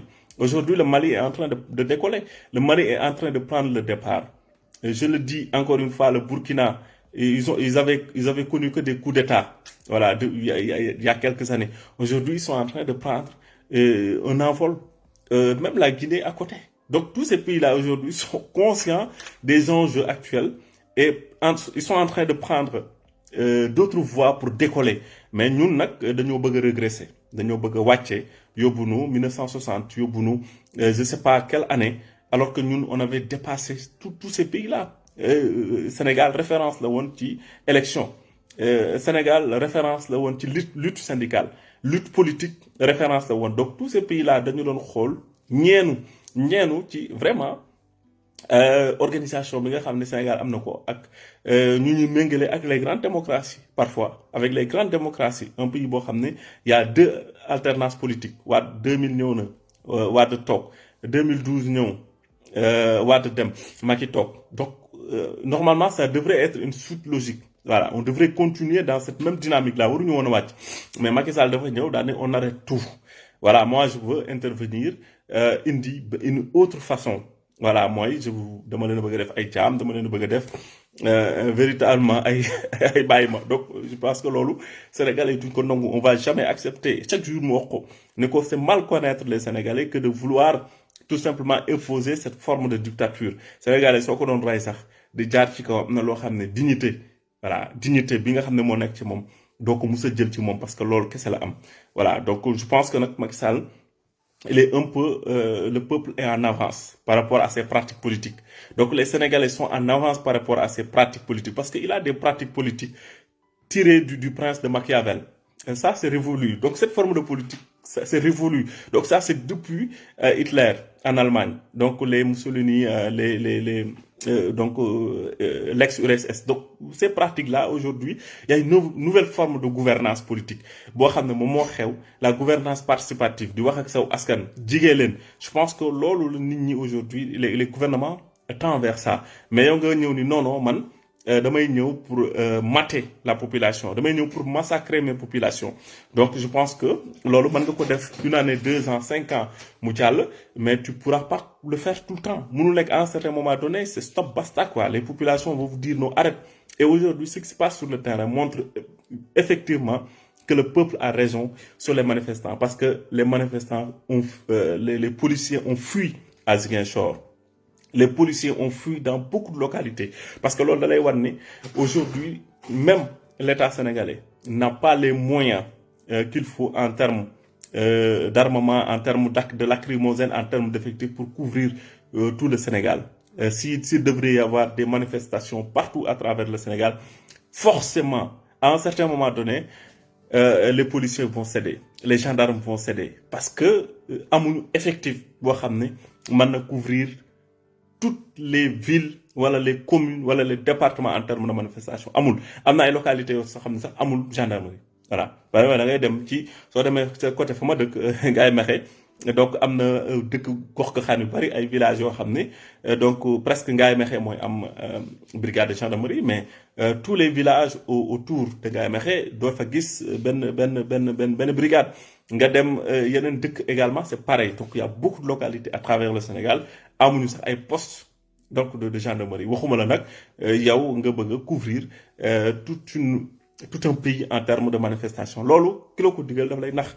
Donc waxu la réalité des faits c'est ça la réalité. Donc Macky Sall ne peut pas gagner le combat contre le peuple, c'est impossible. Donc le peuple aura toujours raison sur lui parce que quand même un peuple, comme on l'a vu un peu partout dans beaucoup de pays, donc le gouvernement ne pourra pas continuer donc à résister et qu'on risque tout simplement d'avoir ce schéma-là avec Macky Sall parce qu'il s'entête. Lui, ñëpp wax nañoo moom nag parce que y a des gens qui pensent que am nañu waxul. Il y a des gens qui ont essayé de parler avec lui en coulisses, mais il veut pas comprendre. Il veut pas comprendre, il veut rien comprendre, donc il est dans sa logique. Sa logique, c'est tout simplement d'atteindre son objectif et que faire de telle sorte que ki nga xam ne moom Ousmane Sonko du bokk ci élection yi et que moom mu imposer boppam pour dem bokk ci troisième ci élection yi nga xam ne waru ci bokk. Donc c'est ça la réalité aujourd'hui.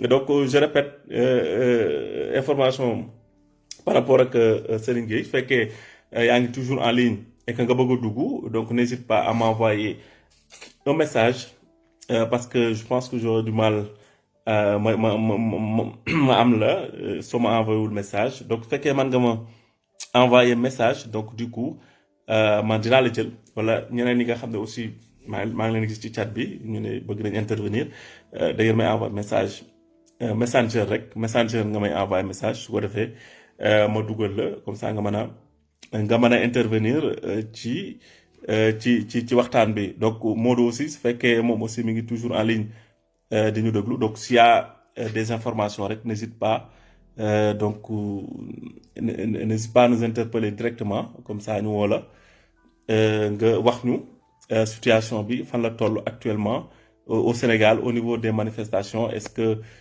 nit ñi dal nañ wala jusqu'à présent ñu ngi ci terrain bi, les gens sont en train de manifester.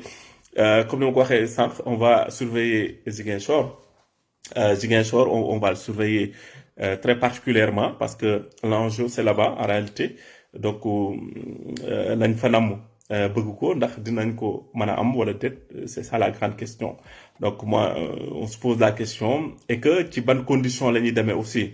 Voilà, donc tout ça c'est à surveiller de très près parce que il peut se passer effectivement des choses à Ziguinchor et que il est fort probable qu'il se passe aujourd'hui cette nuit des choses à Ziguinchor. Donc moo tax particulièrement Ziguinchor sera surveillé. Voilà, particulièrement tous les regards seront braqués à Ziguinchor pour que ñu xam information yi nga xam ne dafay tukkee ñeel manifestation yi nga xam ne am na fa. Et voilà, foofu aussi encore une fois ñu koy déplorer. On a constaté 2 décès, 2 morts, ñaari nit yoo xam ne dañu faatu du côté de Ziguinchor et que dafa nekk loo xam ne lu ñuy ñaawlu la et que encore une fois pour des manifestations amul kenn koo xam ne war na cee mën a faatu. Donc c'est à déplorer et que si on est situation bi nga xam ne moom la ñu dund tey et que ma gëm ni ça risque de continuer, ça risque de prendre encore des jours. Ça peut gravement impacter ce pays et que j'espère que duñ fa àgg parce que moom la ñëpp di ñaan. Encore une fois, j'espère que une solution sera trouvée face à ces problèmes-là yi nga xam ne moom la ñu nemmeeku. Ban genre solution la, je ne sais pas. Voilà, mais en tout cas ki nga xam ne moom moo mën a calmer le jeu moom mooy le président Macky Sall ni moom bokkul élection. Maanaam constitution bi ni mu ko waxee du dem élection te du bokk. Léegi beneen fait bi mooy képp ku war a bokk dina la bàyyi nga bokk. Donc ñaari mbir yooyu rek moom moo war a donc mën a tax ba ñaari mbir yooyu rek moom moo war a tax ba situation bi calmé wu. Voilà, déjà dans un premier temps mu wax ne moom du bokk du dem élection. Benno Bokk Yaakaar dafay am un candidat et que candidat yëpp yi nga xam ne war nañu bokk muy candidat yi nga xam ne c'est des candidats déclarés te war a bokk ci élection yi ñoom ñëpp mu bàyyi leen ñu bokk. Donc situation boobu rek aujourd'hui moom moo war a mën a tax mbir yi calmé wu et que te man yaakaaruma ki nga xam ne moom mooy Macky Sall mu àgg foofu parce que quand même il est tellement omnibulé par le pouvoir, il est tellement omnibulé par sa propre personne que gëm ni dina dem ba ni moom bon il va renoncer à sa candidature et que dina permettre ku mel ne Ousmane Sonko ku mel ne peut-être Khalifa Sall ak ñeneen ñi nga xam ne bëgg nañoo nekk candidat ñu bàyyi leen ñu nekk candidat je pense que situation actuellement au Sénégal loolu rek moom moo ko mën a régler et que on verra ndax ci manifestation yi le salut bi di jóge est-ce qu'il y aura un salut donc au niveau de donc voilà ma jëlaat Modou je pense que am na information bu bees bu ñu bëgg a indil.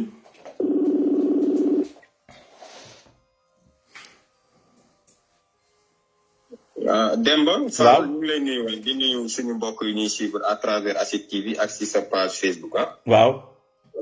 bon ma indil la benn briefing bu ndaw rek. tey fële nga xamante ne muy Mbour. waaw Mbour li fa jot a am parce que tey Mbour waa Mbour génn nañu lool jot nañoo taal lu bëri. taal nañ fi nga xamante ne muy ancien juuti bi nga xamante ne moo nekk fële sa Mbour. taal nañ ko taal yi metti ba mu jeex. ak croisement Saly tamit taal nañ fa taal yi metti.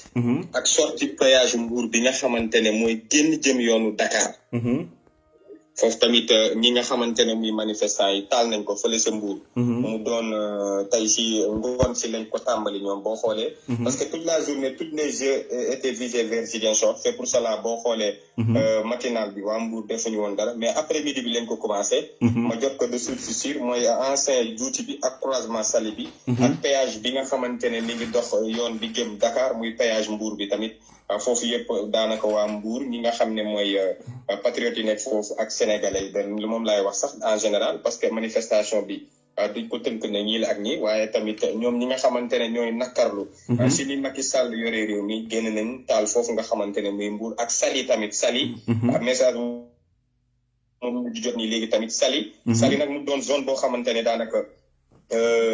daanaka ville la parce que boo xoolee lépp loo xamante ne jëm na si mbirum li Olof Njaay di wax cakaay bërëb boo xamante ne bërëbu fool boîte de nuit yeeg ainsi de suite ak li nga xamante ne select yeeg station yeeg supermarché yeeg yëpp Saly la nekkee boo xoolee moo tax touristes yi nga xamante ne dañuy ñëw Mbour en général Saly lañuy nekk am naa vidéo yi mais c'est trop sensible moo tax duñ ko mun di dugal mais nañu jàpp ne fële nga xamante ne muy Saly ak sortie bi nga xam ne jëm na Mbour ak ancien juuti ba ak croisement Saly tamit daanaka foofu yëpp tey manifestants yi taal nañ fa taal yi nekk ngir nakkarlu li nga xamante ne au moins de 24 heures daanaka tamit procès bi war a dox si l'affaire Sweet Beauté dox si diggante kii nga xamante ne muy le président Ousmane Sonko ak l'accusatrice bi nga xamante ne ñoo nar a dem fële nga xamante ne muy chambre criminelle.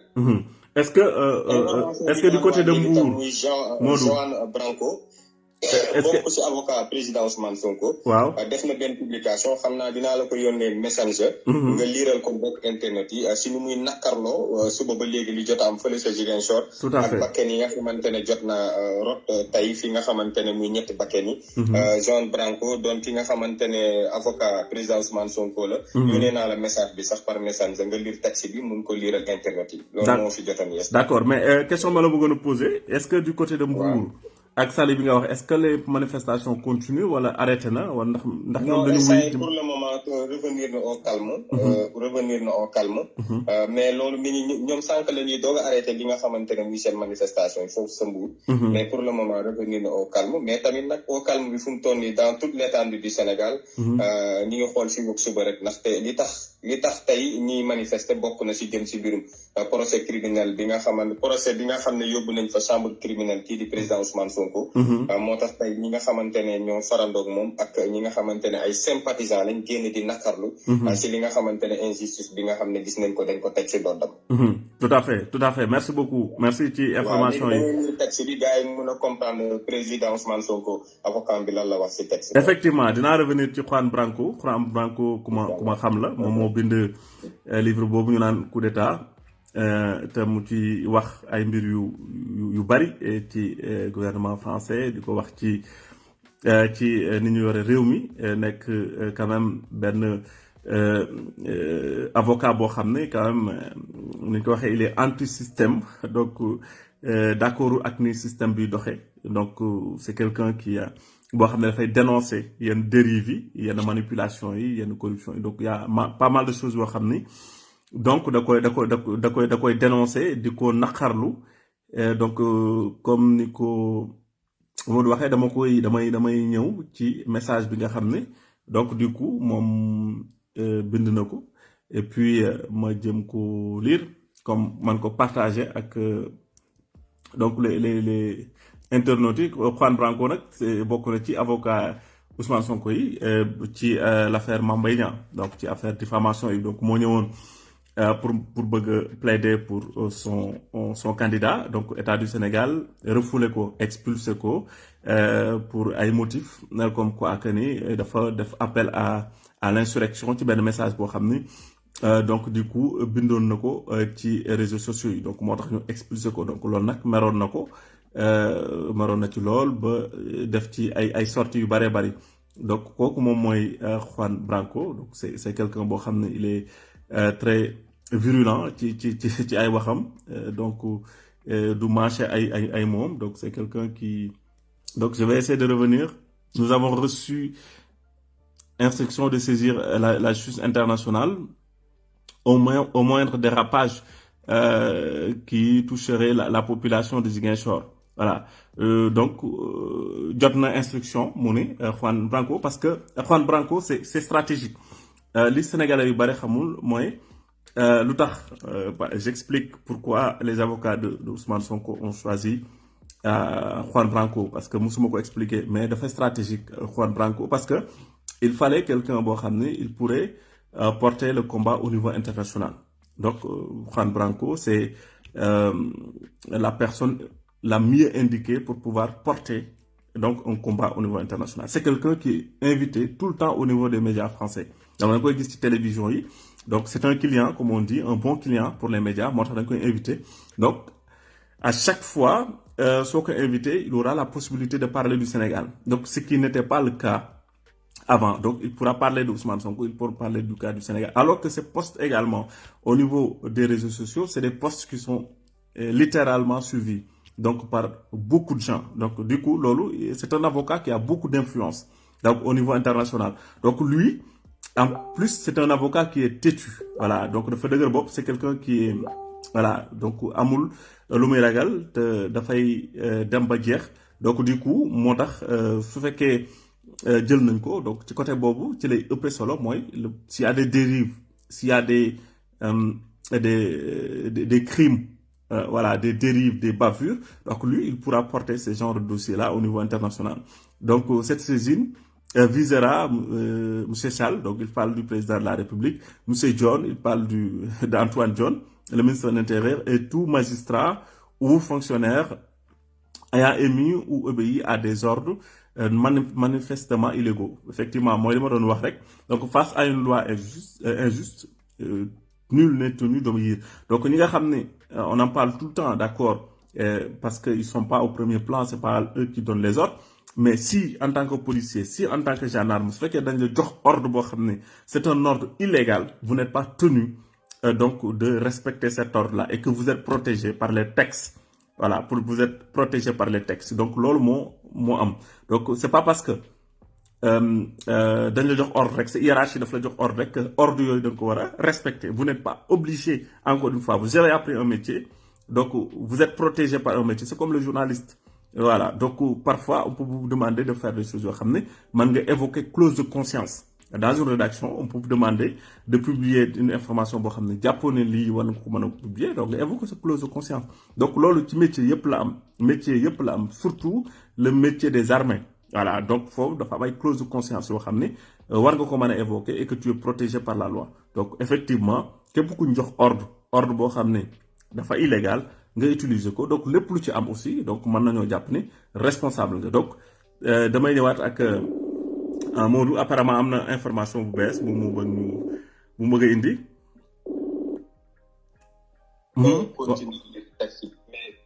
ma dagg la tuuti rek. waaw benn information urgent la. ndaxte policier bi nga xamante ne fële sa Ziguinchor dafa ñàkkoon bakkanam tey si suba. papam tamit ñàkk na bakkanam. waaw papam dafa def malaise. xam naa ndeysaan ba mu yëgee li nga xamante ne muy nouvelle bi que ne doomam ñàkk na bakkanam si li nga xamante ne si liggéeyam moom tamit papam dafa def malaise ba mu di ñàkk bakkanam. moom mi nga xamante ne muy policier bi nga xam ne ñàkk na bakkanam fële sa Ziguinchor. mu doon information boo xamante ne léegi laa ko jot. ma bàyyi la nga continuer.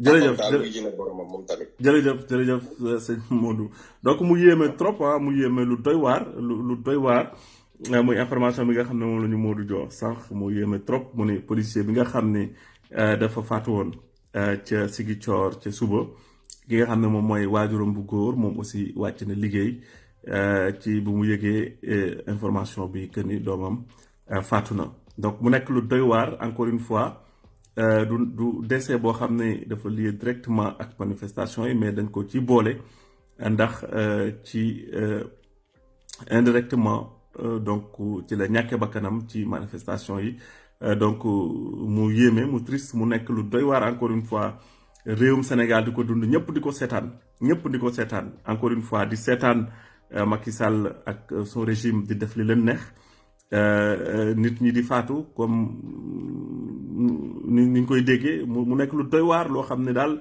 yéeme na donc yéeme na donc mu nekk lu yéeme encore une fois je répète que information boobu ñu jot mu nekk information bu triste ndax je pense que su fekkee dafa nekk koo xam ne dafa amee cardiaque wala mu amee une maladie du cœur donc effectivement suñu la annoncer une telle information avec une telle surprise loolu peut-être mën na la jëme kaw ba nga def malaise boo xam ne mën nga ci doxee ñàkk sa bakkan donc mu doy waar trop encore une fois ñu koy jaale sa famille di ko jaale parce que metti na quand même ci moins de 24 heures dans une famille que papa ji génn àdduna doom ji génn àdduna quelques heures après papa ji génn àdduna ci circonstances yi je pense que loolu metti na c'est extrêmement dur c'est extrêmement dur encore une fois li tax may rappeler loolu mooy le contexte voilà c'est un procès bidon un procès qui n'aurait jamais dû exister dans ce pays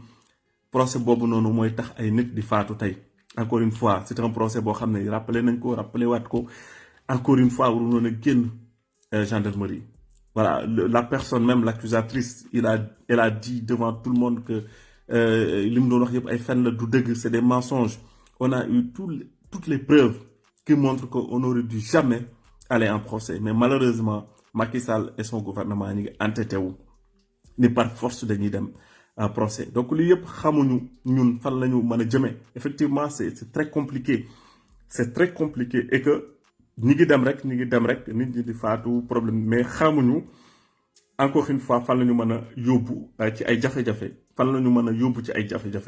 donc loolu daanaka soo ko boolee ci lim bi daanaka ci ñett yoo xam ne faatu nañ ci manifestation yi ak kenn koo xam ne faatu na très indirectement ci manifestation yi daanaka mu nekk ñeenti nit yoo xam ne seen ak faatu c'est lié soit directement ou indirectement ci manifestation yi nga xam ni constaté nañ ko depuis le début et que lépp lalu ci caaxaan parce que amul lenn loo xam ne lalu na ci dëgg voilà donc je pense que loolu moo tax ñu war ko mettitlu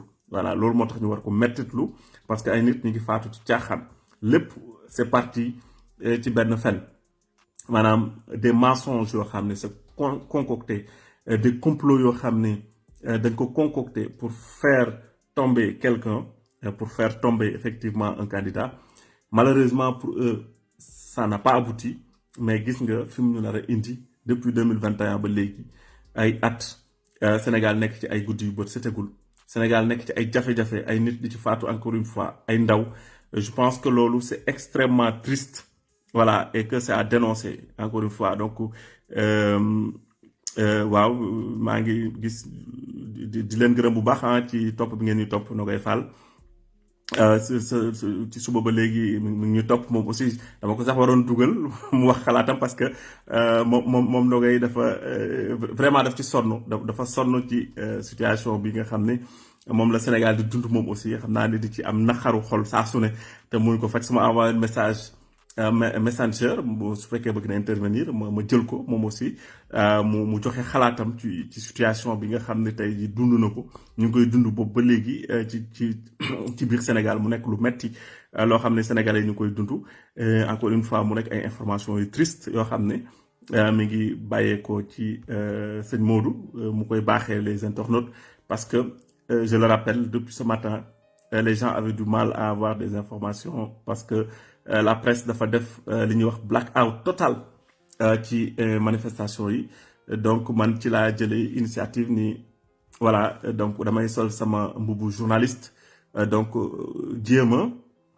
a def tant bien que mal pour que à travers ci sama réseau ñu mën a am yenn information yi donc ma ciy remercier bu baax a baax Modou bu A7 TV moom mi nga xam ne ci moom ma accompagné ci mbir moomu di ko relayer également en direct ci page ci chaîne YouTube am voilà au niveau des réseaux sociaux moom aussi mi ngi def direct bi donc loolu dafay wane ni collaboration bi am na solo parce que dina permettre ñu bari effectivement ñu mën a am information à temps réel comme ni mu koy defee di dugg di jox donc loolu am na solo et puis su fekkee Nogay bi ma wax sànq bëgg na dugg joxe xalaatam donc man na ma def ci Messenger comme ça ma dugal ko parce que ñi nga xam ne bëggoon nañoo dugg mooy ñoom Serigne Gueye ñu ma doon woowee ñu doon def si depuis Californie ak Mamadou Lamine bu Gambie Mamadou Lamine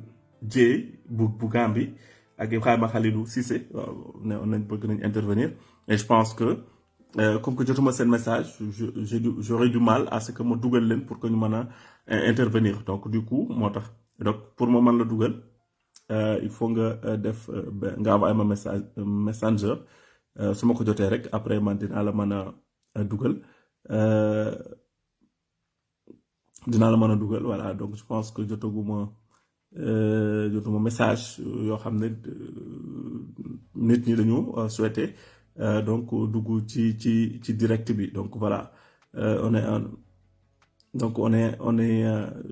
je suis en train de voir fekkee am na ay parce que souvent du nekk ay messages yoo xam ne nit ñi dañu bëgg a dugg donc doo tax du ma leen mën a woo voilà donc ku bëgg a intervenir daal donc def ma signe comme ça su ma jotee message bi rapidement dinaa la mën a dugal comme ni ma koy defee ak Modou sànq ba léegi pour ñu mën a nga mën a wax soit situation bi ni ko dundee tey wax sa xalaat voilà ci ni ko dundee par rapport ak fi nga nekk fi nga dëkk quartier bi nga dëkk mais également voilà su fekkee da nga nekk bitim réew également ñu nga mën a intervenir je voulais vraiment intervenir mais je ne sais pas comment envoyer un message à Messenger mais j'ai le cœur meurtri waaw Nogay xaaral ma jéem xool nu ma lay dugale waaw voilà envoyé na ma message voilà xaaral kon ma woo Nogay Fall donc mu intervenir voilà dina voilà comme ça asalaamaaleykum. maaleykum salaam. waaw Nogay Fall allo Nogay allo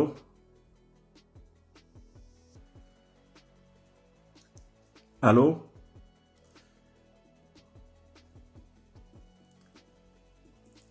allo waaw dafa mel ni son bi ñëwul son Nogay ñëwul xaaral dama koy jéem a woowaat xaaral ma rappelé waat ko normalement su ma ko rappelé dina war a mën a dugg ndax son bi je pense que moo normalul ma rappelé ko mu dugg donc comme sénégalais yëpp je pense que sénégalais yu bari am na lu leen metti tey ci situation bi xew Sénégal depuis quelque temps ba du sax tey je pense que allo oui.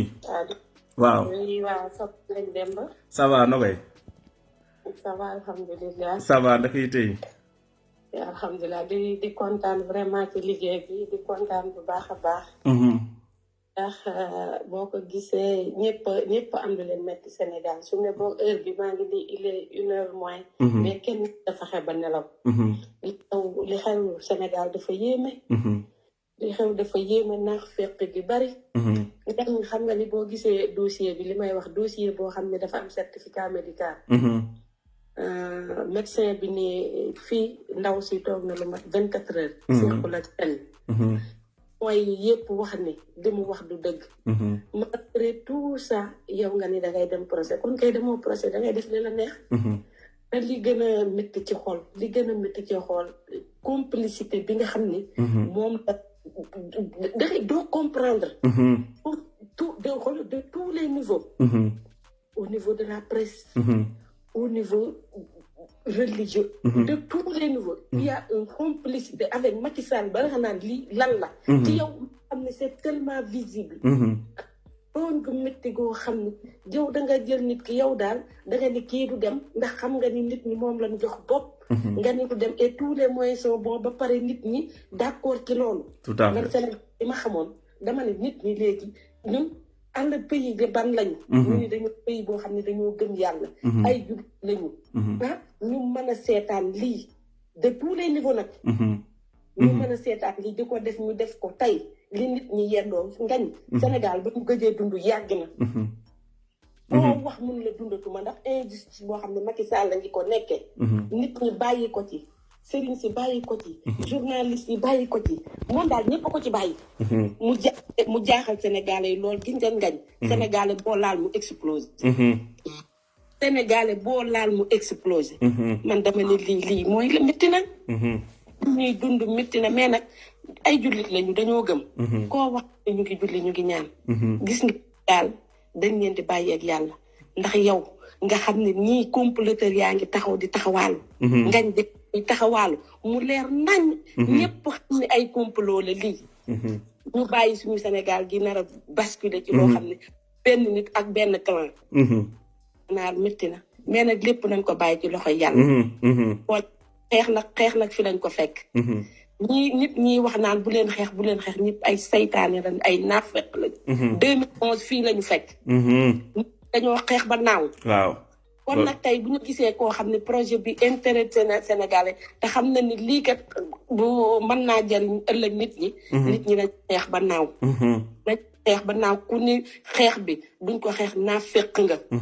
naafeq nga peut-être xëy na say intérêt. moo tax te l'histoire retiendra li xew Sénégal gi nit ñi patiral l'histoire retiendra ngañ sama xol dafa fees ba nga xam ne doo ko xoolal doo lekk doo tey damaa woor doo lekk doo naan te dafa bari nit ñu koy wax koo wax lii mooy lan ñi war a wax duñu wax ñu ngi rey xale yi manifestation bu ci rey amee ka rey lañu war a waaw wax dëgg yàlla mais balamaa de Ousmane Sonko mi ñu naan c'est un homme violent c'est un homme violent dañ koo tooñ te xale yi ñuy wax sax ne dañoo violent xale yi suñu jàppee policier dañ koy bàyyi mu dem amul benn xale bu ci dóor policier su ko jàppee xam nga fi mu toll ku fa toll jàmbaar nga li muy daj ci dëkk bi moom rek la wante nag daal lépp nañ ko bàyyi ci loxo yàlla yàlla ne leen yàlla xam nga doon wax fi président toog na fi di wax Moussa Firawna jot na yàlla nag moo mën lépp gis na lépp yàlla na leen yàlla def ni mu defoon Firawna amiin amiin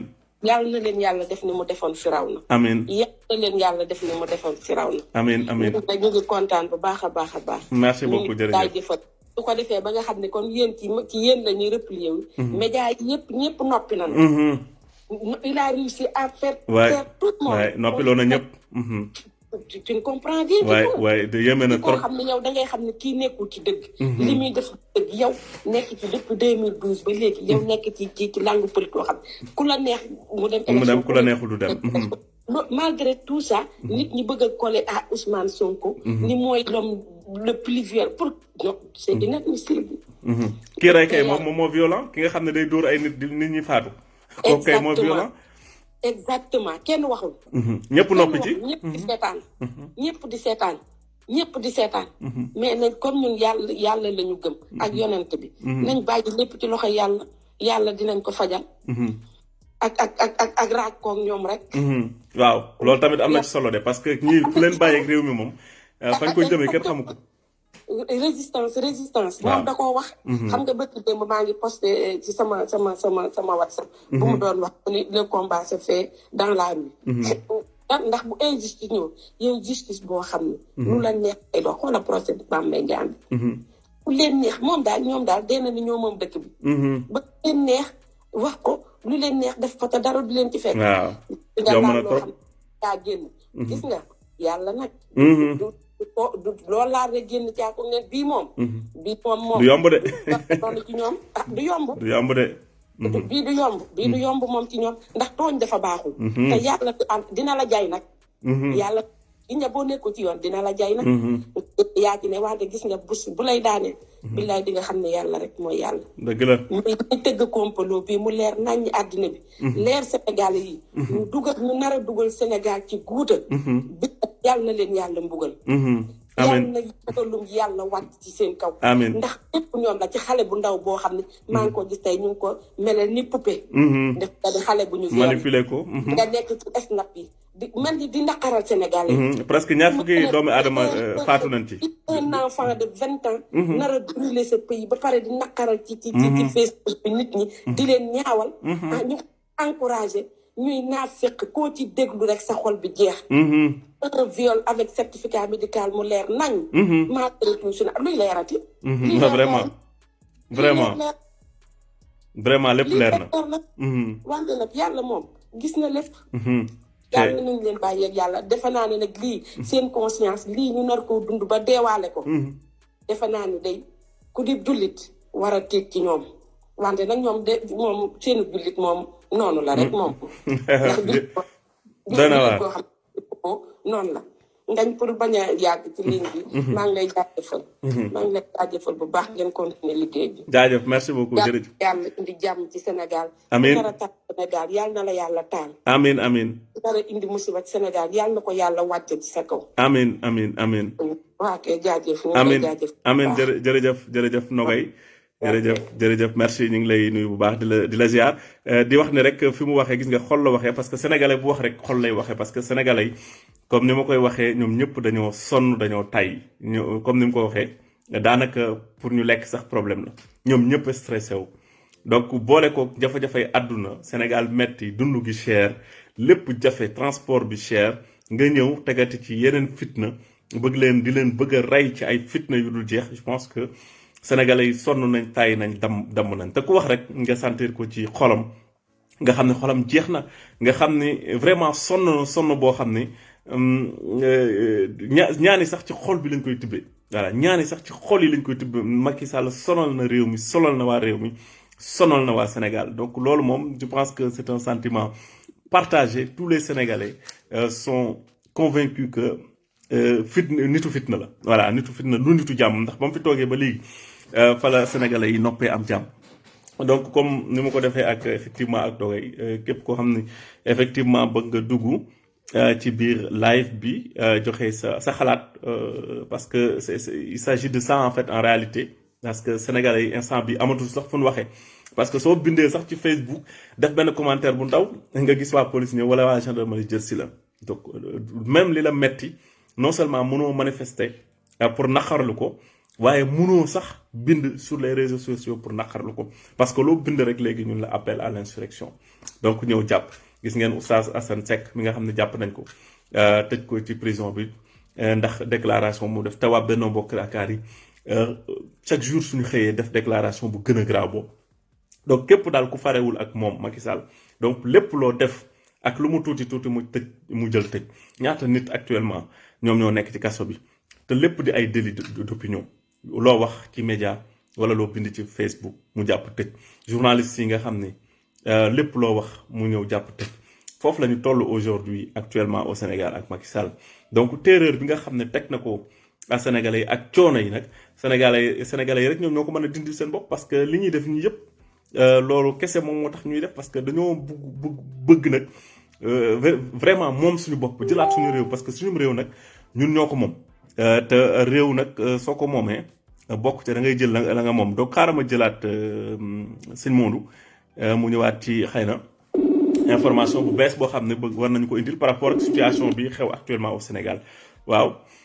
waaw Ngagne Demba ñu dellu si waat sànq li ma la doon wax lu jëm si mbirum bis yi nga xam ne lakk nañ leen fële sa Kër Massar. ma yëgal mbokk internet ñuy suivre yëpp 30 bis la. 30 bis ñu toll si 30 bis Dakar Dem Dikk la manifestant yi lakk fële nga xamante ne muy Kër Massar. waaw loolu bari na. 30 bis Dakar Dem Dikk la gars yi lakk waaw pour le moment nag Pikine. ba léegi xale yi teggiwuñu seen tànk manifestant yi ba léegi teggiwuñu seen tànk. ñi ngi jàkkaarloog ñi nga xamante ne. muy force de l'ordre ñaar yooyu daal moo fi jot a bees. waaw kay merci beaucoup am na solo gis nañ ne daal moo gën a tendre daal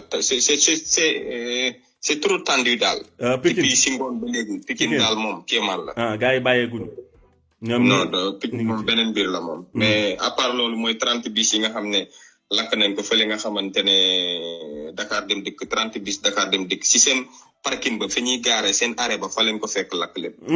waaw loolu moom doy na waar yéeme na trop loolu yéeme na. waaw merci beaucoup ci information bu am solo bi nga xam ne Modou jox nañu ko léegi sëñ Modou bi mu duggee kon mu ni am na 30 lu toll ci fanweeri bus Dakar Dem Dikk yoo xam ne manifestants yi lakk nañ ko fële ca Kër Massar maanaam ci seen arrêt bus bi la ñu dem arrêt busu Dakar Dem Dikk bi daal di lakk bus ya fa nekk bus Dakar Dem Dikk yooyu kon loolu day wane rek ni la situation est plus que tendue actuellement au niveau de la banlieue proche et la banlieue lointaine du côté de Kër Massar donc c'est compliqué situation bi mi ngi évoluer et que lu muy gën a guddi j'ai l'impression que la situation risque de dégénérer maa ngi naan il faudra surveiller particulièrement ce qui se passe à Ziguinchor parce que l'enjeu pour Macky Sall c'est Ziguinchor parce que bu ñu fàtte ni objectif wu lii yëpp mooy jëli ki nga xam ne moom mooy Ousmane Sonko ndax ils vont le réussir ou pas donc tous les yeux sont rivés vers Ziguinchor mais ce qui se passe au niveau de la banlieue aussi devrait tous nous interpeller parce que information yi nga xam ne ñu ngi koy jot ça fait quand même c'est des informations qui font froid dans le dos lu mat ci fanweeri bus ñu lakk ko loolu quand même dafa bari et que ça montre que manifestation yi am na doole boo xam ni ça risque tout simplement de dégénérer d'un moment à l'autre et que ñaanuñu yàlla quand même du côté des manifestants quand même mu amaat ay nit yoo xam dañ ci ñàkk seen bakkan parce que déjà rek li joto ñàkk seen bakkan ci bisub tey rek di ñetti nit loolu rek yaakaar naa ne bari na donc lépp luñ ci dolliwaat dina nekk loo xam ne fitna lay doon wala jéyee ju mag a mag donc mu ni Pikine également c'est extrêmement chaud depuis ce matin parce que fa lañ Pikine Icotaf donc fa lañ lakke bus bi Auchan bi fa lañ lakke Auchan bi saccagé ko donc mu ni foofu noonu la situation est plus que tendue parce que les manifestants quand même ils sont assez déterminés pour en découdre avec les forces de l'ordre et que normalement il fait 1h du matin au Sénégal 1h08 au Sénégal kon xam nga ni guddi na donc parce qu'il fait 3h du matin ici 3h08 donc xam nga guddi na Sénégal donc suñ ba 1h du matin les combattants les jeunes sont dans les rues en train de combattre donc nga xam ne kon le niveau de détermination aujourd'hui faut qu'on natt na ko parce que en général ay manifestations su amee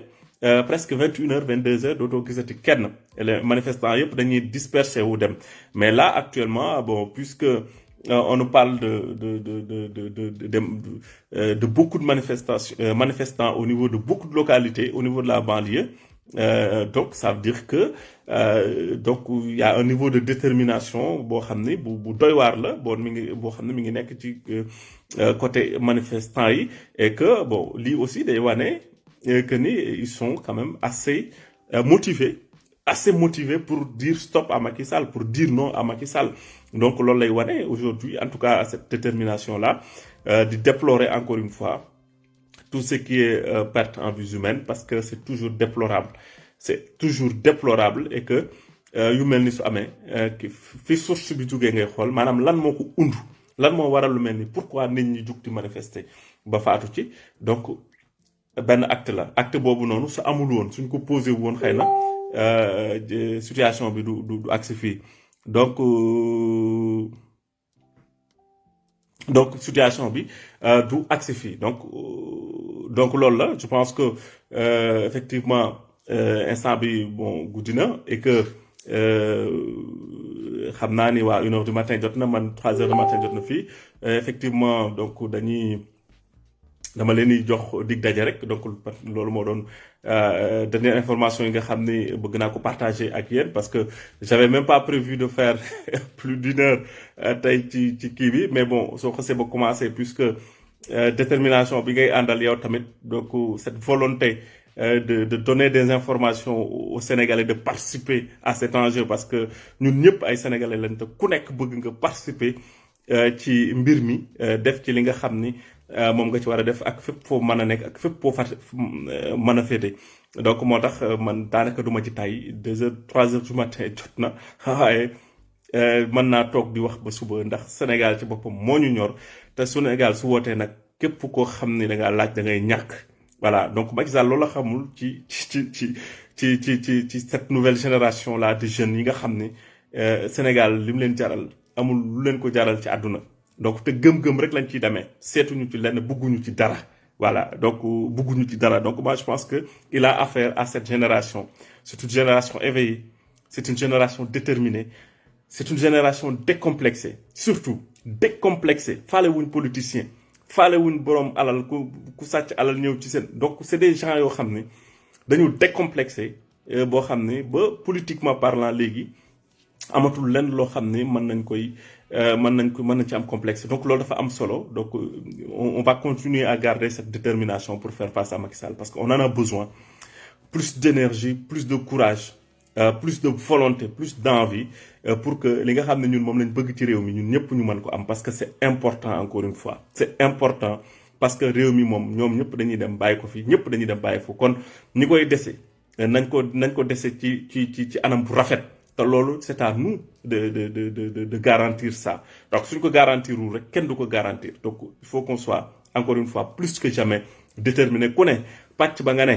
dompat sax ci xeex la bokk voilà noo ko mën a defee rek ba mbir mi baax ba mbir mi jaar yoon ba ñu mën a retrouver suñu liberté ba ñu mën a retrouver suñu souveraineté ba ñu mën a retrouver suñu réew ci état bu normal je pense que loolu aucun effort ne sera de trop voilà pour man benn instant sax nelaw sax da ko dul jaar voilà parce que réew dina toll foo xam ne daanaka nelaw sax da koy jël teg fële voilà ndax liggéey réew ma mu baax liggéey réew ma mu dox mu jaar ci yoon je pense que loolu rek doy na lépp tey jii ay Japon Thier mën na ko confirmer mi duggoon sànq ay Chine tey jii ñoom suñu réussir seen révolution c'est parce que tout simplement lu leen ko may détermination rek dañoo déterminer jusqu'au bout donc il faut qu'on ait un peuple déterminé jusqu'au bout boo xam ne su réewam taxawee amul lenn loo xam ne da ko ci xaar lu dul liggéeyal ko defal ko te tey jii suñu réew dañoo soxla suñu démocratie moo ñu soxla la démocratie sénégalaise aujourd'hui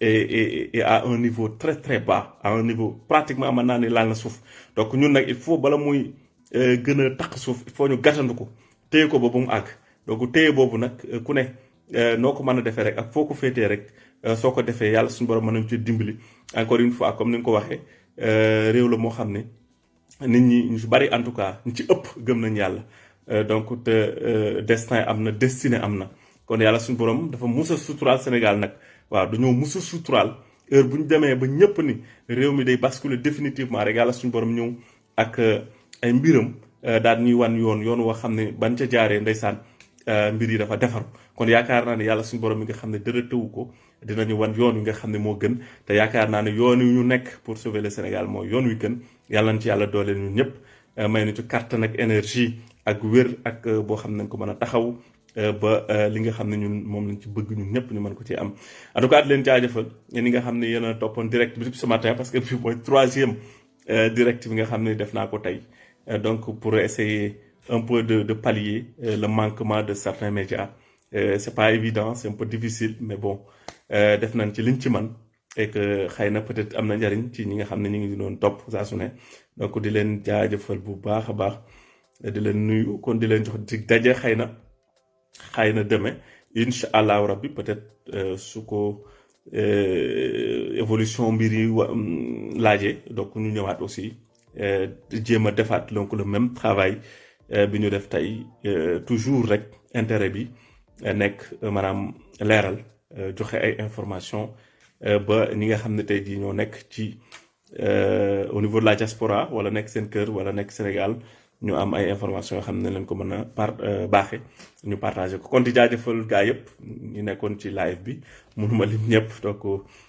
tellement on a eu quand même une forte audience yoo xam ni àndoon ak ñun ci live bi kon di leen jaajëfal bu baax di leen jox dig daje kon xam naa ni nelaw moom yaakaaruma ñu mën koo def waaye ñu ngi dinañ teewlu lépp li nga xam ni moom mooy xewee ca Sénégal parce que soxal nañu ñun ñëpp donc kon jaajëf merci beaucoup en tout cas et que je vous donne rendez-vous très prochainement et très bonne nuit à toutes et à tous jaa ngeen jëf